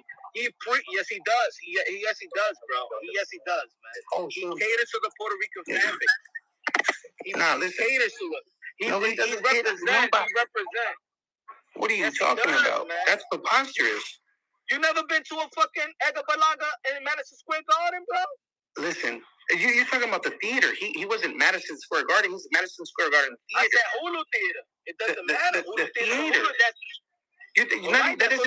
That doesn't even seat 500 people. That's 5,000. No, that's over. The numbers that's over 5,000. He doesn't do no numbers, bro, and you know that for a fact. Nobody does numbers in boxing like that no more. So you're telling me Munguia does more numbers than Berlanga? All right, he got his Mexican. So it would be a better fight for Canelo to pick Munguia over Berlanga. But I'm not saying that Canelo Alvarez shouldn't pick. I just think that, man. I think that if you really think that Berlanga is the real deal, fight him against David Morrell. No. I bet you won't do that. Oh, no. Hold the salsa there, right? Yeah, you don't have enough sofrito. Listen to me. I'm not an Edgar Berlanga fan, brother. Oh, okay. The question is why would Canelo Alvarez even consider Edgar Berlanga? Why? The only reason being is because he knows he's going to have a 100% certain bag. They're going to because they're going to give him 100% money. That's regardless. Why? Huh? Why Edgar Berlanga? to appease the bag and nothing more. Listen, bro, why? Come on, say it. Why? Do you why guys? Berlanga? Because of the politics of boxing. Because Edgar Berlanga, Puerto Rican fan base. And no, they want the Puerto Rican versus Mexican rivalry. That's what they're gonna push. That's the reason why you need to. Berlanga does not hold a candlestick to Matias, bro. Bro, Matias haven't even performed in front of the Puerto Rican fan base. So you're telling me to represent PR, you would rather have Berlanga do it than Matias? Right now, yes. Damn, right bro. Now, yes. Then when he gets slaughtered by whomever, then Puerto Rico just dies off, right? No, you're not bro. You're not understanding me, bro. Why not just nurture him? You're going by because you don't like Edgar Berlanga. No, I like the gentleman. I like the dude. He's cool people, bro. But I'm telling you, I just don't think that he has the boxing toolage to fight anybody yet, bro. So I'm just saying, just hold off and just develop. He's never gonna have it. He's 26 years old. Then why send him to the Wolves? It's gonna look bad on Puerto Rico. Because of the Puerto Rican fan base. That's my point. They're talking about. Do you not realize? But exactly, you're talking about money instantaneously. I'm talking about if you just continue to season Berlanga and let him get to 30 fights, the bag will be so much bigger, no matter who he fights. Bro, this ain't the old days, bro. He's not gonna get to 30 fights to get him. Right, so then, okay, then put Berlanga. Hold on, wait. Let me say this. He's right now in mandatory position for Canelo Alvarez. You want him to fight 10 more fights for Canelo Alvarez? You think that's the business? No, I'd rather see him fight against Caleb Plant first, or fight against Andre, or fight against David Morrell. I'd rather see him fight against those fighters before he fights Canelo, because he's gonna get his face broken. What you think is gonna happen? What do you think is gonna happen to Edgar Berlanga versus all the opponents that you just named? He'll get smashed. Exactly. That's why they're gonna give him Canelo Alvarez While now. you still have value. Okay, hold on. It just registered right now. I apologize. So you're just saying to feed him to the wolves then? Yeah. Oh, okay. Because in my head I was like, what the fuck are you guys talking about? Like, it just registered right now. Feed him to the wolves. I'm not saying that he gonna be better. Okay, so you hold no merit with him in the. So he doesn't mean anything to Puerto Rico then. No, he does. That's what it is. He does. That's what they're gonna sell. Okay. So are you gonna buy that pay-per-view? Are you gonna buy that pay-per-view? Of course I'm gonna buy that. I buy every pay-per-view. Yeah, I'll buy that one. Stick the shit out of that. I buy every pay-per-view. All right. So if he gets it, do we see that fight happen in May or September? It could be in the next. It could actually be the next. I would, if they were going to sell more, then it would be September, just so you can get more people for him to travel and build up the fan base. You know what I'm saying? But that's what I'm saying. That we also got to give a chance of promoting the fight. If you put Edgar Berlanga and you put Canelo Alvarez, you see what you just said about Fat Joe? All right, times that by 2. The celebrity's gonna ramp up. The Puerto Rican people is going to ramp up. Let's say they say Canelo Alvarez versus Edgar Berlanga at Madison Square Garden. It's going to ramp up. It is what it is. It is what it is. The Puerto Rican fan base are the most loyal fan base outside of the Mexican and the UK fan base. Puerto Rican comes strong. And you know what? They have faith. I'm not saying that they have faith, but they're willing to support Edgar Berlanga. Yeah, the Puerto Rican fan base, they love their fighters. Stupid, though. They love their fighters. Yeah, but you listen. Corazón, baby, corazón. The difference between and the reason why Matias, and I said it with Matias, with Mill City when he was interviewing Matias, is that they haven't catered to the Puerto Rican fan base. He hasn't performed out here in Madison Square Garden. He don't perform in Massachusetts. They haven't because he doesn't have anything. He doesn't have anything whatsoever. That's why you got Edgar Berlanga. All right, so we knock off. So once Canelo knocks off Edgar Berlanga, then the next thing is just Matias, right? And then that's all you guys got. Matias and Xander Zayas. Yeah, Matias. Oh yeah, Xander Zayas. What's going on with Xander? I haven't seen him in a minute. That's our hope right there. Yeah, he is the your hope. And what's he right now? Matias come out with Mexican music. Déjalo quieto. Déjalo quieto. No, para que lo diga, no, esto tiene que venir con Bad Bunny, with the Puerto Rican feel. That's the reason, I'm telling you. People may not like what I'm saying, but that's the reason why he hasn't captivated the Puerto Rican fan base like the way that he should. It's because he really doesn't care. He's a Puerto Rican fighter, proud Puerto Rican, but he's not a loud Puerto Rican fighter. He doesn't represent. He's not loud like Edgar Berlanga. Berlanga's in a post fight interview, and he goes, "Yo quiero Canelo Álvarez, puñeta." He relates that, sense the energy. Hey, you know what's funny? Energy to the Puerto Rican family. No, bro. They flatline like a motherfucker for him because he speak about as much Spanish as Mill City. I promise you. No, but Mill City. You understand what I'm talking about, right? You understand what I'm talking about? If a Mira, Mill City is Puerto Rican. When he's in a post-fight interview and he's like, "Mira, yo quiero Canelo Álvarez, puñeta." It's just a way that it. Yo, I even have problems with Dominican fighters. My Dominican fighters, I'll be like, "You guys don't represent like Dominicans. Y'all don't speak the language." Hector Luis Garcia, you too militant. Jason Rosario, y'all don't talk like Dominicans. You guys are like preppy. I like bougie Dominicans. But when you have that Dominican, ¿qué lo que? Mira, yo le voy a romper la boquita de tigre. When they got that plátano power, you know what I'm saying? That Dominican that's gonna talk like that, he's gonna shoot the roof. He's gonna go through the roof. Yeah.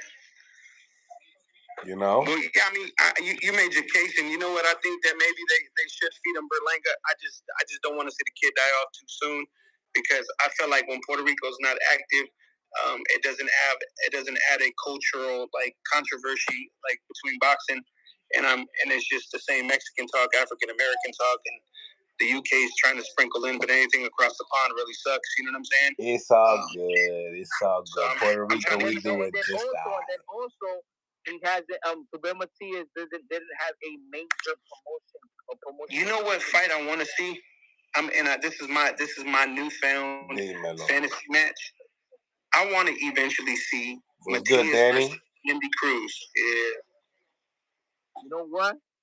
I would like to see if you heard that Elvis Rodriguez. I heard Elvis Rodriguez is going to sign with the Zone.